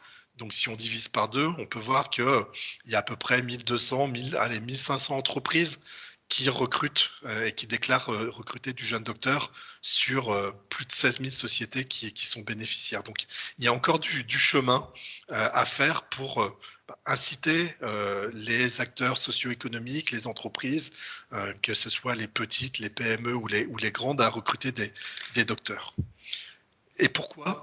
Alors ça, c'est un peu finalement le retour. Nous, on est au contact récurrent d'entreprises, essayer de promouvoir, d'identifier des sociétés qui recrutent en R&D, qui ont des besoins de recrutement au niveau de profil ingénieur, parfois au niveau de profil expérimenté. Et ce que je voulais vous partager, c'est finalement un peu cette peur du docteur, ou un ensemble de préjugés, d'images, qui pour la plupart sont fausses. Alors c'est vrai pour certains, c'est faux pour beaucoup de candidats, et l'idée c'est vraiment d'aller au-delà des apparences, au-delà de ces préjugés, pour derrière prendre conscience de l'intérêt du recrutement des docteurs. Je vous partage un certain nombre d'images négatives, celles qui reviennent de façon récurrente dans les discussions avec les prospects, avec les entreprises. L'aspect de l'image du docteur sur la recherche fondamentale, recherche très théorique, très peu en lien avec le concret, à la différence des entreprises qui travaillent, j'allais dire, sur des activités de R&D, mais avec un focus produit utilisateur. Et souvent, voilà, on va dire le discours, en tout cas l'expression qui ressort souvent avec le petit sourire, c'est « nous n'avons pas besoin de chercheurs, on a besoin de trouveurs ». Comme si les docteurs étaient incapables d'aller jusqu'à la solution et la résolution des problèmes. Ensuite, et notamment en France, on part de Bac+8 Donc ça donne cette image de l'étudiant un peu éternel, toujours dans ses livres, qui ne sera pas opérationnel, et finalement qui a retardé son délai d'entrée dans le monde réel. Alors que finalement, ce qu'on essaie de montrer, et les écoles doctorales, et les universités, les labos, de montrer que les docteurs sont des jeunes professionnels, des Bac plus 5 avec 3 ans d'expérience professionnelle dans un environnement qui est spécifique, qui est celui de la recherche académique, mais où c'est une vraie expérience. Également, en France, on va dire cette dichotomie, cette adversité entre l'ingénieur plus opérationnel et le docteur plus théorique, plus fondamental, on y revient. La difficulté parfois de lire les CV, alors je vous rejoins, hein, voilà, il y a aussi du travail du côté des doctorants, et j'y reviendrai, mais voilà, des fois il faut aller au-delà de la forme et aller chercher le fond et les compétences qu'ils peuvent vous apporter. Et enfin, la dernière image négative, celui un peu du professeur nimbus ou du rat de laboratoire qui ne saura pas s'intégrer avec des équipes, avec du respect de planning, du respect de budget, ce genre de choses, et où on se dit que finalement, ça va être très compliqué d'intégrer un électron libre dans ces équipes. Encore une fois, voilà, on reste sur des images. Là, c'était des images plutôt négatives, mais on peut aussi avoir des images un peu trop positives. Déjà, le fait de se dire, quelqu'un avec ce background, avec ce parcours, avec ces compétences, ça risque de me coûter un bras. Je n'ai pas le budget pour recruter du docteur. Je vous ai donné un peu la moyenne, 40-45 000 euros, parfois plus, parfois moins. On n'est pas non plus sur des montants déraisonnables quand on recrute ce type de profil, en plus avec le bénéfice du crédit d'impôt recherche. L'autre point, c'est aussi parfois de se sous-estimer. J'ai pas mal d'entreprises qui disent, bah oui, nous on fait de la R&D, on a des équipes de R&D, on déclare du crédit d'impôt recherche, qui est validé parfois par l'administration sous forme de rescrit, etc. Mais par contre, un docteur, il risque de s'ennuyer, on va pas savoir quoi lui donner, on n'aura pas de grain à moudre. Donc finalement, non, je préfère me restreindre, ne pas recruter de docteur parce que c'est quelqu'un que je risque de pas savoir alimenter intellectuellement. Donc ça, voilà, alors qu'il y a beaucoup de docteurs, beaucoup de candidats qui souhaitent justement pouvoir s'attaquer, mettre les mains dans le cambouis, s'attaquer à des problèmes concrets et rentrer dans vos problématiques d'entreprise sur des aspects de R&D avec parfois un aspect D assez fort. Du côté des docteurs, rapidement, il y a aussi une méconnaissance. Ça, on ne se le cache pas. Là, on a parlé des chiffres. Les chiffres, c'est un peu la partie immergée de l'iceberg. Moi, c'est vrai, quand on me demande des docteurs, j'ai beaucoup d'entreprises qui me demandent un docteur très bien, mais s'il a fait une école d'ingénieur, s'il a une thèse chiffre en entreprise, c'est parfait. Sauf que ça ne représente pas la majorité. On se rend compte qu'il y a beaucoup de docteurs, beaucoup de doctorants qui ont un parcours plutôt académique, plutôt classique, licence, master, doctorat, que pour faire une thèse, on leur a demandé souvent de faire des stages dans des laboratoires de recherche, et beaucoup de candidats de très grande valeur n'ont jamais mis un pied dans l'entreprise. Donc c'est vrai que par rapport à ça, ils ont peu l'opportunité de côtoyer l'entreprise, et donc ils ont peu les codes en termes de présentation, en termes de marketing de soi pour se vendre. Ça arrive de façon assez récurrente où quand je demande aux candidats présentez-vous, où j'ai droit à une soutenance de thèse bis de 15-20 minutes parce que c'est des choses qu'ils ont l'habitude de pitcher, de présenter sans forcément se projeter sur les besoins de l'entreprise. Encore une fois, voilà, l'idée c'est de dire aller au-delà de la forme et sur le fond d'aller challenger des docteurs, des doctorants. Ça permet vraiment d'identifier des potentialités intéressantes. Et les potentialités, voilà, de 3 sortes. Alors, on va dire en tant que bon cabinet de recrutement, on fait un petit focus sur les notions RH, de savoir-faire, savoir-être. Le savoir, déjà, quand on parle de docteur, on est quand même sur des spécialistes de la R&D. Finalement, c'est dommage quand on parle de R&D d'aller s'enferrer sur de l'ingénieur R&D, alors qu'il y a tout un pan de la population qui est rodé, aguerri aux méthodologies scientifiques, d'état de l'art, de recherche, de prise d'information, de résolution de problèmes que sont les docteurs. Le deuxième point sur le savoir, c'est quand même de se dire que le projet de thèse est un projet. voilà, c'est à un moment donné, il y a une spécialisation, mais il y a une vie avant la thèse. Ça, les entreprises ont tendance à l'oublier. Les candidats, les doctorants, les docteurs ont aussi parfois tendance à oublier qu'ils ont finalement un socle de compétences très large, très fondamental, très généraliste.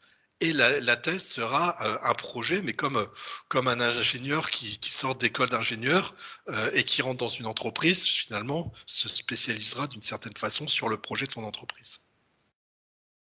En termes de savoir-faire, ce que je vous disais, considérez le docteur comme un bac+5 avec 3 ans d'expérience professionnelle. C'est une expérience professionnelle. Et d'ailleurs, il y a beaucoup de docteurs qui aujourd'hui sont sous contrat, sont rémunérés pour leurs activités de thèse. Et on est sur une population qui a développé des compétences transverses. Souvent, j'aime bien utiliser le mot compétences transférables. Ce sont des compétences acquises dans un environnement, mais qui vont être transférables dans un autre cadre, dans le cadre de l'entreprise. Sur la méthodologie, sur l'état de l'art, très intéressant d'avoir des personnes qui savent lire des papiers scientifiques, qui savent aller chercher l'information. La gestion de projets et de problèmes complexes. La connaissance, la pratique d'outils, ça c'est quelque chose qu'on on ressent pas, mais dans les laboratoires, il y a quand même des moyens, du matériel de très très haut niveau. Et finalement, les doctorants, durant leur thèse, ont souvent l'opportunité de travailler avec des outils qui ne sont pas à la portée de n'importe quelle entreprise. C'est pas rare, moi, où j'ai eu des candidats dans les discussions qui travaillaient avec des supercalculateurs, au CERN par exemple, au CEA, qui travaillaient avec des outils en sciences de la santé, type de la microscopie électronique à balayage. Voilà. Et donc ça, finalement, quand vous recrutez ce type de profil, vous recrutez aussi des compétences et des personnes qui sont capables d'aller chercher ces outils, d'avoir le réseau pour aller utiliser ces outils, de savoir les utiliser et derrière d'interpréter les résultats. Et enfin, l'aspect communication, c'est voilà, par rapport à l'image où je vous parlais un peu du rat de laboratoire, où on voit le doctorant dans son labo, sur sa paillasse, le nez dans ses bouquins. C'est ce que disait monsieur Bressac à un moment donné, qui a ces notions de communication, de publication, participation à des conférences.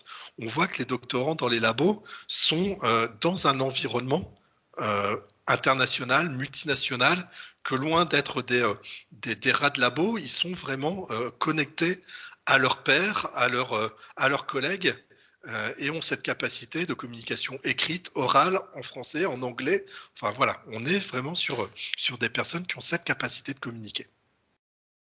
Et en termes de savoir-être, voilà, tout un ensemble de savoir-être, se dire quand même qu'on est sur des personnes qui ont passé 3 ans de leur vie, qui se sont investies, impliquées sur des projets, souvent en étant payés d'ailleurs des cacahuètes. Donc quand on parle de passion, il y a une vraie passion. Et alors, sans généraliser trop, mais il faut aussi avoir en tête, nous ça fait 10 ans qu'on existe, on voit qu'il y a un certain nombre de docteurs qu'on a fait recruter qui sont restés longtemps, voire très longtemps dans les entreprises.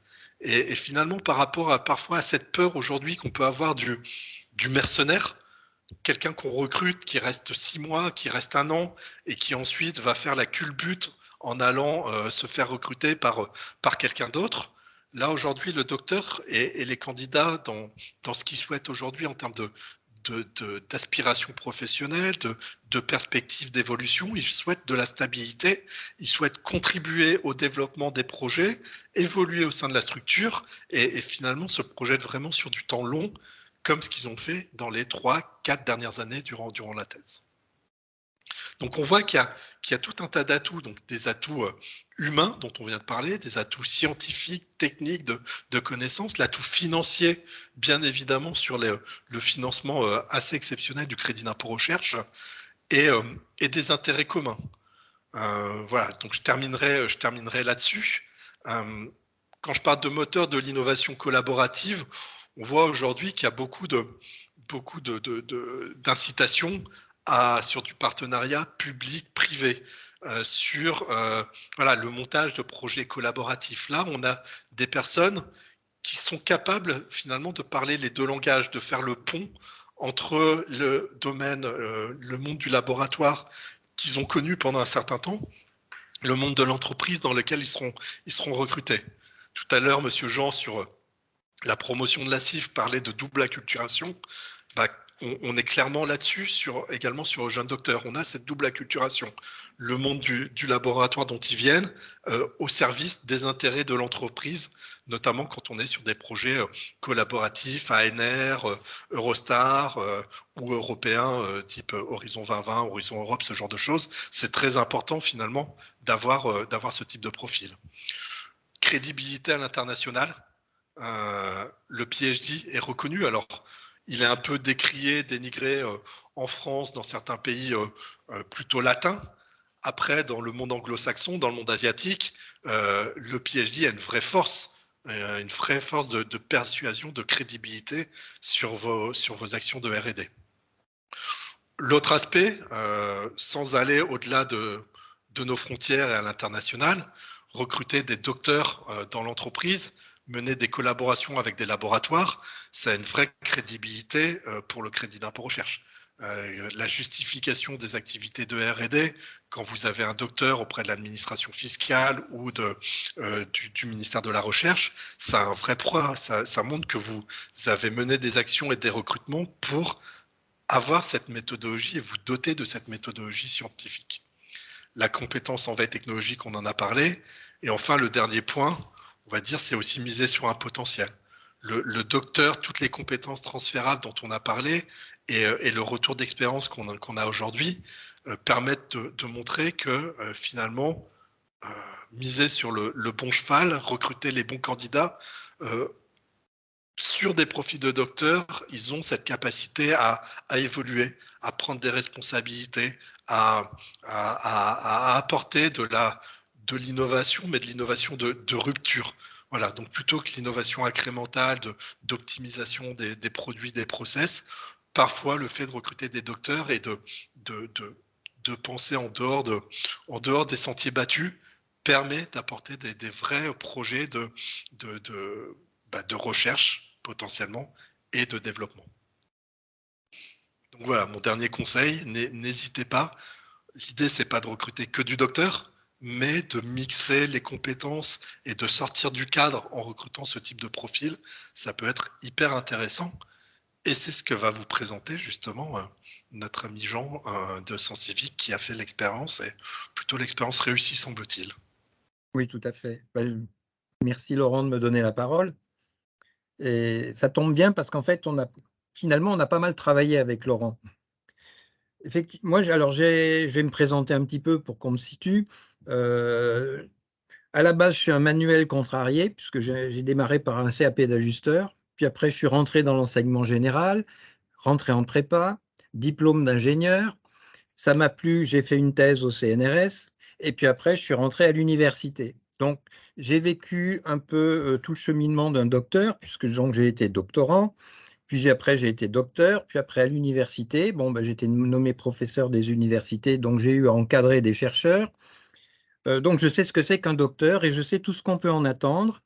Et je n'avais pas trop conscience des limitations du docteur par rapport au monde civil, parce que pour moi, le monde civil, le monde extérieur, était un peu flou là aussi, parce que quand on est fonctionnaire, parce qu'un professeur des universités est fonctionnaire, le monde de l'entreprise, on va dire, on n'en a qu'une connaissance culturelle, on le vit pas, sauf si on a des parents qui sont en plein dedans. Et là, on le vit un petit peu par osmose. Donc, quand est arrivé l'âge de la retraite, donc j'ai pas mal fait de recherches, en particulier sur le son, la physique du son, mais aussi surtout les techniques d'implémentation et l'informatique embarquée. Donc, j'ai eu des chercheurs et j'ai fait passer des thèses également. Quand est arrivé l'âge de la retraite avec mon épouse, on a fait un petit bilan et puis on a décidé de créer une entreprise et on a monté l'entreprise Sensivic en 2015, donc effectivement sur le traitement du son. Mais le son, c'est vaste.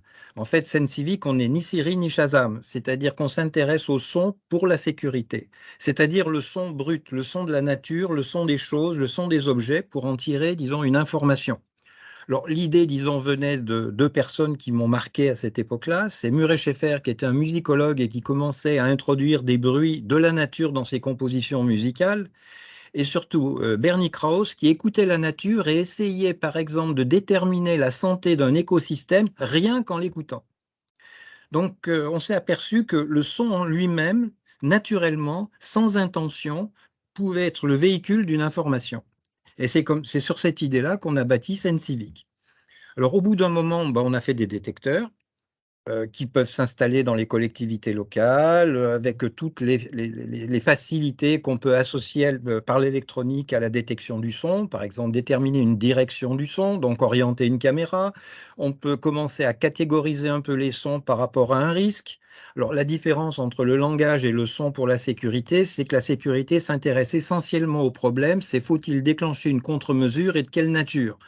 Donc, on n'est pas comme un langage, il n'y a rien à comprendre. La voiture qui a un accident n'envoie pas un message, elle le subit. Par contre, on reçoit une information de la part de cette percussion. Donc, petit à petit, on a développé nos détecteurs et puis on s'est aperçu qu'on tombait sur des problèmes physiques. Alors, donc, on est en fait à l'intersection entre la physique, l'informatique, parce qu'il faut embarquer les algorithmes dans des processeurs assez contraints, et l'électronique, parce qu'on ne trouve en général pas l'électronique sur le marché qui nous convient parfaitement. Donc, on s'est trouvé à l'intersection. Et on s'est trouvé sur des problèmes qui étaient vite assez difficiles parce que c'était des problèmes pointus et souvent des problèmes où il y avait un substrat théorique qui était difficile. Et connaissant ce que savait faire un chercheur, on s'est dit il faut qu'on trouve un chercheur. En particulier, on a détecté notre point faible, c'était le son. C'est-à-dire il nous fallait un chercheur qui a une bonne expérience du son, du traitement du son, de la mise en œuvre du son et de l'interprétation du son. Et là, on est tombé sur une première difficulté. Alors, je vous dis tout de suite la conclusion, puis après je préciserai le chemin, qui nous a insisté à aller voir quelqu'un qui sait faire. C'est-à-dire que la première difficulté, c'est comment clairement définir le besoin. C'est-à-dire, il nous faut un chercheur, c'est clair, parce qu'il a toutes les qualités, il aura toutes les qualités qui vont bien, mais lequel? Quel doit être son profil? D'où il vient? Quel doit être son parcours? Enfin bref, arriver à bien définir le besoin pour qu'on soit capable de choisir le bon doctorant. Parce que quand on prend un doctorant, c'est quand même pour un bon moment, parce que c'est quelqu'un qui va nous accompagner un long moment sur le chemin, qui va être un élément clé de notre R&D. Qui va probablement devenir vite quelqu'un qui aura une responsabilité, parce que le chercheur, à la fin de sa recherche, son étape d'après, s'il avait continué à l'université, ça aurait été d'encadrer des chercheurs. Donc, à partir de là, on s'est posé la question, c'est comment recruter. Alors, au début, on a essayé par nous-mêmes, ça ne s'est pas très bien placé. Puis un jour, on a eu la chance, on a rencontré Laurent. Enfin, c'est pas moi, c'est mon épouse, c'est Pascal, qui est la dirigeante de l'entreprise, qui a rencontré Laurent. Et puis, on s'est dit qu'effectivement, c'était mieux comme ça. Donc, Laurent nous a aidés à sélectionner la personne qui va bien. Alors, il y avait plein de critères.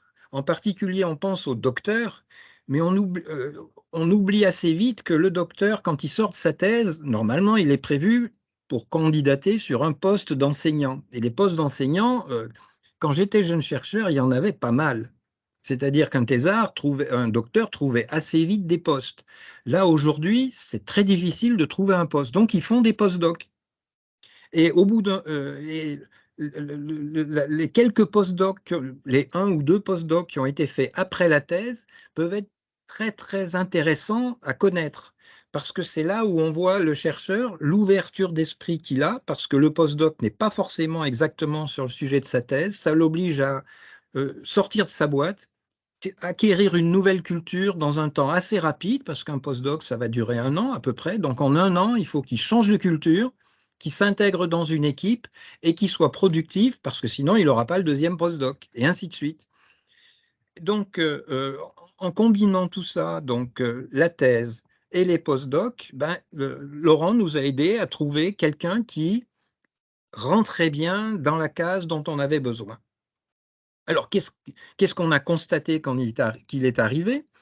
C'est que, il a créé une espèce de confrontation de culture qui s'est révélée extrêmement positive, parce qu'il venait avec sa culture de chercheur, plus sa culture des 2 postdocs qui étaient très différentes. Il est venu compléter notre culture et ça a été très enrichissant. Comme on dit, c'est la différence qui enrichit.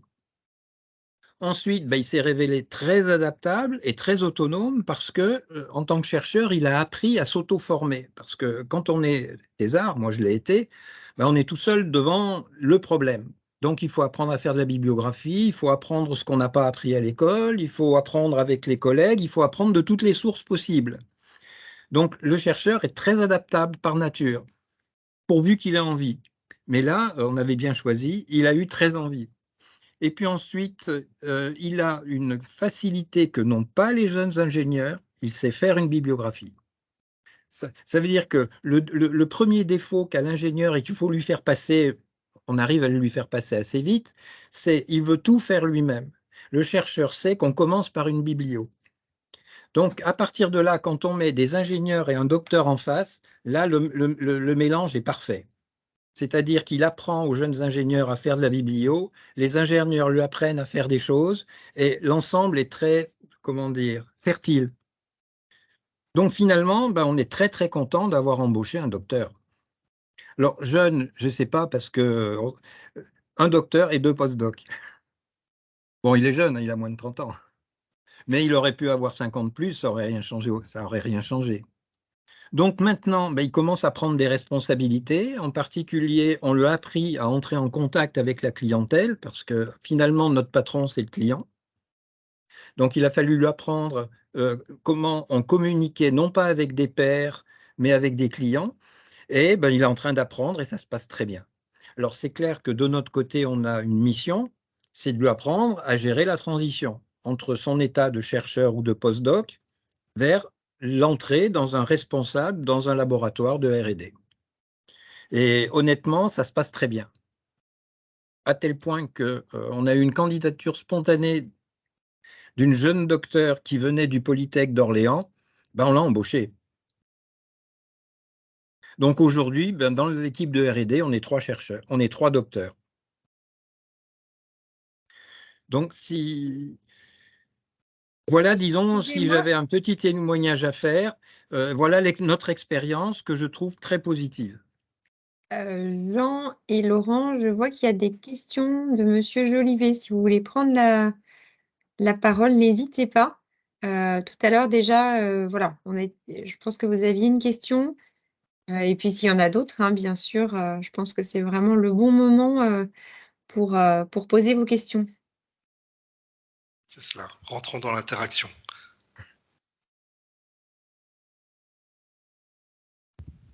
Bonjour. Oui, bonjour.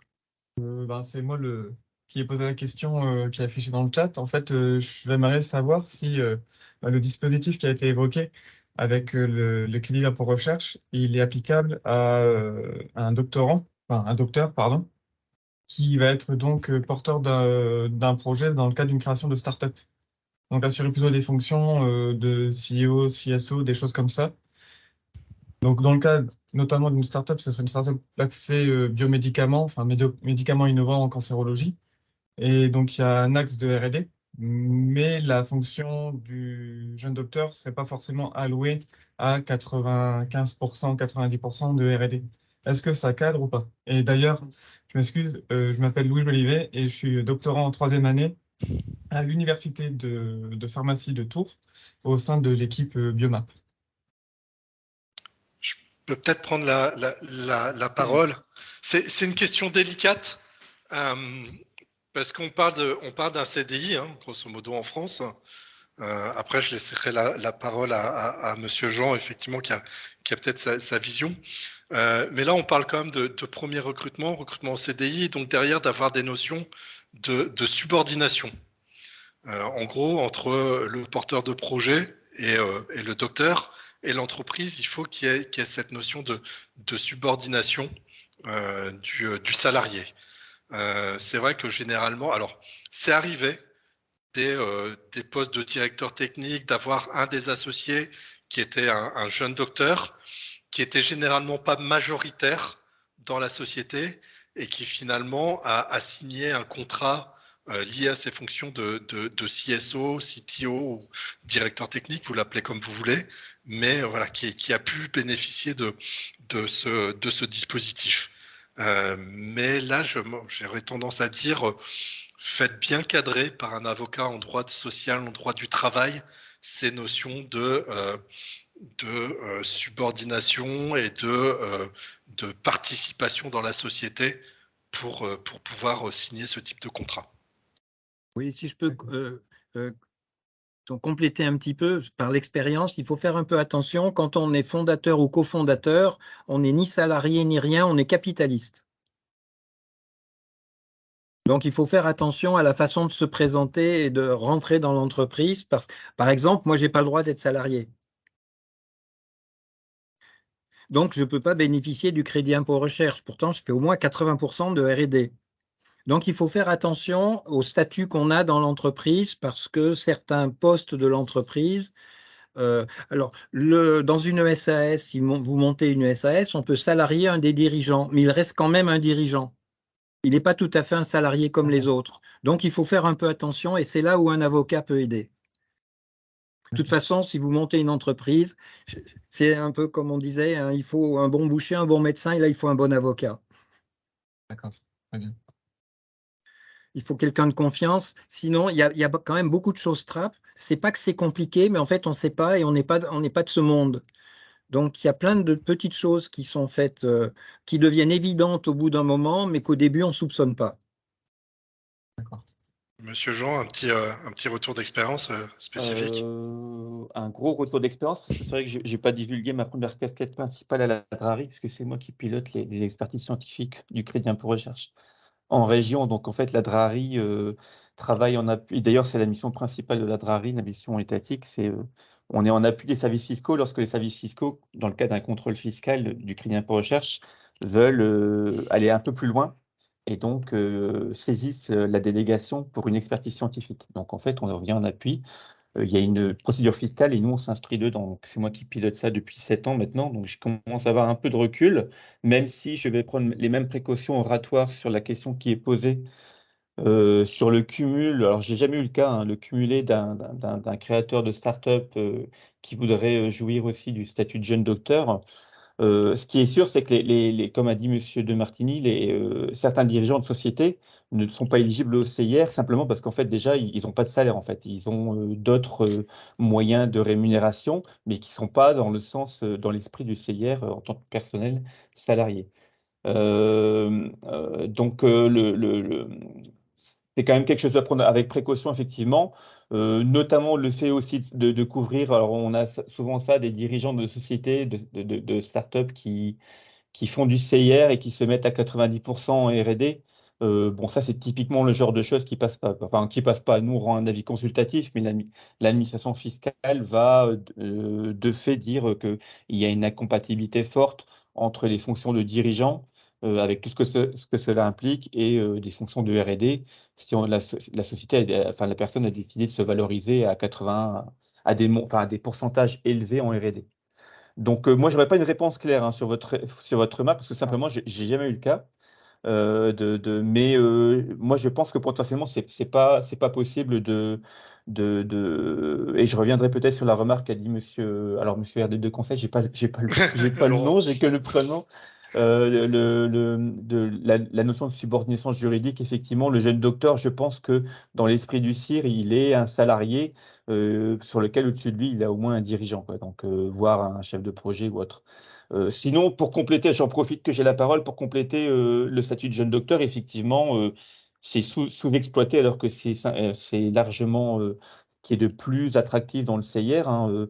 Vous déclarez 400% et vous récupérez 30%. Donc, en fait, vous êtes bien les 120% qui a été annoncé de la personne qui est valorisée au prorata de son temps de présence, enfin de valorisation dans la R&D. Mais c'est vraiment très peu utilisé. C'est vraiment des vrais indicateurs de R&D. Moi, après, mon travail, c'est de missionner un expert scientifique en lien évidemment avec le dossier. Et lui-même, il constate que dans l'équipe, il y a un doctorant CIFRE, un jeune docteur, etc., ça sécurise le projet. Alors après, ça veut tout et rien dire parce que j'ai des sociétés qui présentent un dossier pour lequel le projet, l'opération en tant que telle, c'est le projet CIFRE. Donc là, c'est assez naturel. Après, on a des sociétés qui sont un peu plus vicieuses, qui vont faire dit de la R&D, mais qui vont mettre un doctorant CIFRE ou un jeune docteur, mais dans lequel, quelque part, il y a que le profil de la personne et le projet n'est pas réellement éligible en tant que tel. Donc, enfin, il n'y a rien qui est inscrit dans le marbre, mais ça reste quand même des indicateurs de R&D forts. Et le dernier point que j'avais noté, je pensais que ça allait être abordé. ça revient à la notion de premier emploi. Jeune docteur, effectivement, c'est un peu compliqué la notion parce que c'est vraiment le premier emploi dans la carrière de la personne à un vrai poste qui relève de la R&D. Moi, j'ai eu des cas de jeunes salariés qui avaient travaillé pendant 3 ans, entre guillemets, sur un métier, on va dire, alimentaire, et qui, fort heureusement, arrivent au bout de 3 ans à avoir un métier qu'ils voulaient faire, hein, c'est-à-dire un métier de R&D. Et ça a été validé par l'administration fiscale. La notion de premier emploi dans un CDI en R&D, ça peut aller après un CDI qui ne relevait pas de la R&D. Alors après, ça c'est du cas par cas, mais normalement c'est validé. Et enfin, le dernier point, c'est ce qui est le plus vertueux, c'est que le CIFRE reste dans la société et devient jeune docteur. Donc ça, il change de statut. Donc avec un doctorant CIFRE qui a fait 3 ans de CDD dans la société, il est recruté en CDI et il le change de statut et il est toujours éligible au statut de jeune docteur. Donc en fait, la société, pendant les 3 ans de thèse, elle valorise son doctorant en tant que personnel de R&D. Et en cumulant avec l'aide à NRT, et après les 2 ans de jeune docteur, ben, elle le valorise encore plus au travers toujours en tant que personnel de R&D. Et sur les 5 ans, si c'est bien fait, si on est sur des moyennes qui ont été annoncées de salaire, on arrive quasiment à un coup nul sur le salaire pour la société qui aura recruté la personne pendant 5 ans. Donc c'est quand même des choses qui sont assez rares, parce que moi en 7 ans, ce genre de choses, j'ai dû le voir 3-4 fois, mais c'est des choses qui sont totalement possibles. Et enfin, il y a certaines sociétés qui le savent, hein, donc, mais malheureusement pas toutes. Et ça, après, ça a été évoqué largement aussi. L'image du docteur en France, bon, c'est un sujet en lui-même, quoi, donc bon, malheureusement. C'est pour ça qu'on existe. Merci beaucoup pour voilà, toutes ces informations. Est-ce qu'il y a d'autres questions, commentaires avant que, voilà, que nous clôturions ce webinaire? Moi, j'ai bien à nouveau une autre petite question. Bien sûr. C'était juste pour savoir, dans le cadre donc, pareil, du dispositif de jeune docteur, il s'agit d'un avancement, enfin, c'est une bourse qui est allouée ou c'est en quelque sorte un remboursement? Ouais, c'est peut-être le sujet. C'est vrai qu'on n'en a pas parlé. On est dans le cadre du crédit d'impôt recherche. Qui dit crédit d'impôt, voilà, ça concerne les entreprises qui sont soumises à l'impôt sur les sociétés. Donc voilà, c'est bien la société qui déclare et qui va demander à bénéficier du CIR. Le CIR, ça va être, en gros, on avance les dépenses. Donc il y a l'avance de trésorerie, généralement, voilà, sur une année, avant de faire son bilan comptable, son bilan fiscal, et dans la plupart des cas, sur des entreprises qui clôturent au 31 décembre, de faire la demande, grosso modo, vers mai. Et là, ça viendra s'imputer sur l'impôt. Et pour les PME, donc les sociétés de moins de 250 personnes, si l'impôt est inférieur au montant du CIR, on peut demander à se faire rembourser le reliquat, la différence entre les deux. Mais il y a quand même cette notion d'avance de trésorerie. Donc, si vous recrutez votre jeune docteur, il faut être capable d'avancer son salaire, payer les charges sociales, etc., avant, au bout de 6 mois, 1 an, potentiellement 18 mois, obtenir le remboursement du crédit d'impôt recherche. Oui, il faut faire attention, ça a été une bonne surprise quand on l'a vécu la première fois. Au début, c'est vu comme un abattement fiscal. En fait, si on ne paye pas d'impôt, parce que souvent, à la fin de la première année, une start-up, elle ne paye pas d'impôt parce qu'elle est plutôt en déficit ou elle est limite, c'est un chèque. Et ça vient en positif quelque part. Donc, ça permet de ne pas se retrouver la première année en entreprise en difficulté. C'est là où, disons, un juriste, mais nous, on a été encadrés par la métropole et par les gens du labo, puisqu'on est au labo. Ils nous ont vraiment beaucoup aidés, surtout sur tous les renseignements, sur tous ces détails-là. Mais c'est des détails qui peuvent simplifier la vie quand même quand on les connaît. Et ça aide bien de les connaître. Donc ça vaut le coup de venir voir, disons, des gens qui encadrent et qui aident à faire les premières années, parce qu'il y a quand même quelque chose trappe pour lesquels il y a des remèdes, mais qu'on ne connaît pas au départ. J'ai une autre petite question, si jamais je peux continuer. Oui, je vous en prie. Je vous en prie. C'était juste pour savoir, je sors peut-être un petit peu du cadre, mais pour savoir si ce type d'aide de dispositif jeune docteur, est-ce que il y a un parallèle avec d'autres niveaux d'études existants? Enfin, des bac+3, des masters, des choses comme ça. Enfin, Ah, un Après, dispositif similaire ou pas? on est dans le cadre du crédit d'impôt recherche classique. Quand je vous disais, voilà, le dispositif jeune docteur dans le CIR, c'est 120% de financement. Le CIR s'applique aussi à d'autres personnels. Jean n'est pas concerné parce qu'il n'est pas salarié, mais les personnes qui sont salariées ou en stage ou en alternance, ou les ingénieurs ou les techniciens, à partir du moment où elles participent, elles contribuent à la R&D, bénéficient d'un financement de jusqu'à 43% de leur salaire chargé. Donc là, voilà, grosso modo, on va dire tout le monde, à part les jeunes docteurs, dans le CIR, c'est 43% au prorata de leur temps R&D. Le jeune docteur, c'est 120% au prorata de son temps R&D.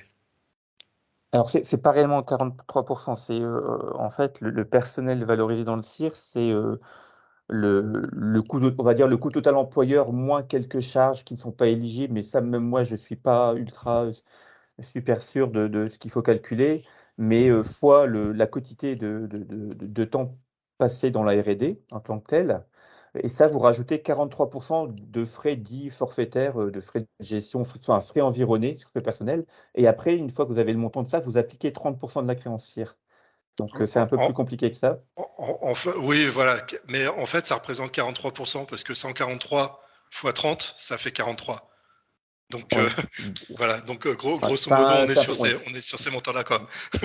C'est un peu plus compliqué, mais bon, globalement, effectivement, et pour les profils, après, la doctrine, elle est tellement large que les experts ne peuvent pas rejeter sur le diplôme. Il n'y a pas de critère de diplôme minimum. On peut avoir des gens avec pas de diplôme et un acquis de l'expérience. Donc là, lors des expertises, ce qu'on va demander à la société, c'est des fiches de poste, des choses comme ça, de gens qui réellement sont en soutien de la R&D. C'est des personnels dits de soutien de la R&D. Donc, ils ne rentrent pas dans les 43% de frais forfaitaires, mais vraiment dans le personnel en tant que tel, qui sont valorisés comme les autres personnels. Donc, il n'y a pas réellement de critères. On n'a pas d'exigence en termes de niveau de diplôme minimum parce que autrement, il y aurait un jugement de valeur là-dessus. Donc, c'est compliqué d'expertiser le personnel dans le CIR parce que c'est plus de 50% de ce que les sociétés déclarent hein, dans le CIR. C'est le poste principal de dépense. Mais ça reste quand même, les expertises restent quand même dans l'esprit de dire qui a fait quoi, à quel moment et pour quelle raison, quoi. Donc en fait, on admet qu'un chef de projet, ingénieur ou idéalement docteur, mais ce n'est pas toujours le cas, est appuyé par des techniciens, voire des ouvriers qui ont des compétences particulières et qui ponctuellement, dans un projet, dans une société donnée, dans un contexte donné, vont contribuer à un projet de R&D. Donc ça, c'est des choses, c'est le travail même de l'expert CIR une fois qu'il est missionné sur un dossier, de bien comprendre le contexte de travail en interne. Et autrement, effectivement, ce n'est pas une subvention, hein, on est bien sur une créance, donc il faut avancer les fonds et vous obtenez une créance qui, normalement, dans la logique, ça vient dégréver le taux d'imposition. Et dans certains cas, les startups notamment qui ne sont pas imposées, bon, bah, c'est plutôt un boni qui peut être plus ou moins rapidement versé. Les sociétés aussi qui sont en difficulté financière peuvent demander à l'administration fiscale un remboursement anticipé de leur créance CIR si elle est reportée d'une année à l'autre. Et autrement, il y a le statut de jeune entreprise innovante aussi qui est intéressant puisque ça permet d'accéder plus rapidement à sa créance CIR. Donc ça, c'est dans la maturation de la société, l'obtention du statut de jeune entreprise innovante est en tant que tel un sujet encore à part, mais qui est intéressant dans la démarche. Merci beaucoup. En fait, voilà, quand je vous entends en parler, on voit que c'est vraiment, bon, le crédit impôt recherche, c'est vraiment, voilà, très spécial et ça fait partie d'une expertise et c'est pour ça que le 12 juin, la Technopole d'Orléans va organiser un prochain webinaire, consacré à la fiscalité et l'innovation qui sera, voilà, animé par, des experts, voilà, un cabinet de juristes, voilà, qui accompagne, qui a l'habitude d'accompagner, des entreprises, dans cette démarche. Bon, j'espère qu'on sera invité hein, au nom de l'État. Mais avec plaisir. On donne notre vision complémentaire des cabinets. Les cabinets, moi, je les croise tout le temps, mais C'est Avec important plaisir. de croiser les angles de vision Bien hein, sûr, bien sûr. là-dessus. Et d'ailleurs, pour l'actualité que je viens de recevoir pendant qu'on avait la visio, on vient de recevoir la doctrine fiscale pour le crédit d'impôt collaboratif. Donc, il y a un nouveau crédit d'impôt qui vient d'apparaître, le SICO, qui était dans les rails depuis 1 an et demi, mais là, ça y est, le BOFIP, la doctrine fiscale vient d'arriver. Donc, on va D'accord. éplucher ça, et c'est un outil supplémentaire dans le monde merveilleux de l'incitation fiscale de la R&D. Donc avoir en peut-être que tête, peut-être, pour les peut-être chiffres. que pardon. Avoir en tête, sans doute, pour les chiffres. Parce qu'avant, les chiffres, les conventions de collaboration Je- rentraient dans je- CIR. c'est un Là, débat, c'est un débat ouais. en tant que tel. En fait, ça va être clairement le SICO, c'est le SICO. Pour les sociétés qui collaborent avec des entités publiques, ça va être clairement de dire est-ce qu'on fait du CIR ou du SICO, quoi. Et ça, c'est pas simple. Enfin, franchement, pour l'instant, ça va être du cas par cas. Nous, peu importe, mais ce sera les sociétés Bien à sûr. considérer quel est le plus attractif financièrement, je pense, évidemment, entre les deux. Mais vous avez raison, le SICO sera peut-être adapté effectivement à la configuration de la collaboration bilatérale dans le cas d'une CIFRE, ce serait intéressant, effectivement. Ouais, clairement. Très bien. Donc, écoutez, avec plaisir, voilà, pour avoir le maximum d'informations pour, de notre côté, accompagner au mieux, hein. C'est vraiment, ça reprend, voilà, notre volonté, technopolitaine d'accompagner au mieux les entreprises ou les laboratoires qui viennent nous voir pour, se lancer dans le projet. S'il y a plus de questions, voilà, je vais clôturer cette session en remerciant, voilà, toutes les personnes qui sont intervenues, que ce soit, par les vidéos ou en direct. Pour les personnes qui ont écouté, voilà et qui ont posé des questions, n'hésitez pas à envoyer des mails, si vous avez des questions à la fois, à moi-même ou à monsieur, Laurent Machelin concernant le recrutement d'un jeune docteur. Et voilà, et je vous souhaite donc une bonne suite, d'après-midi et un bon week-end. Merci à tous et à toutes. Merci beaucoup, Alexandra. Merci, au revoir. Bon week-end, au revoir. Au revoir. Au revoir. Merci, au revoir.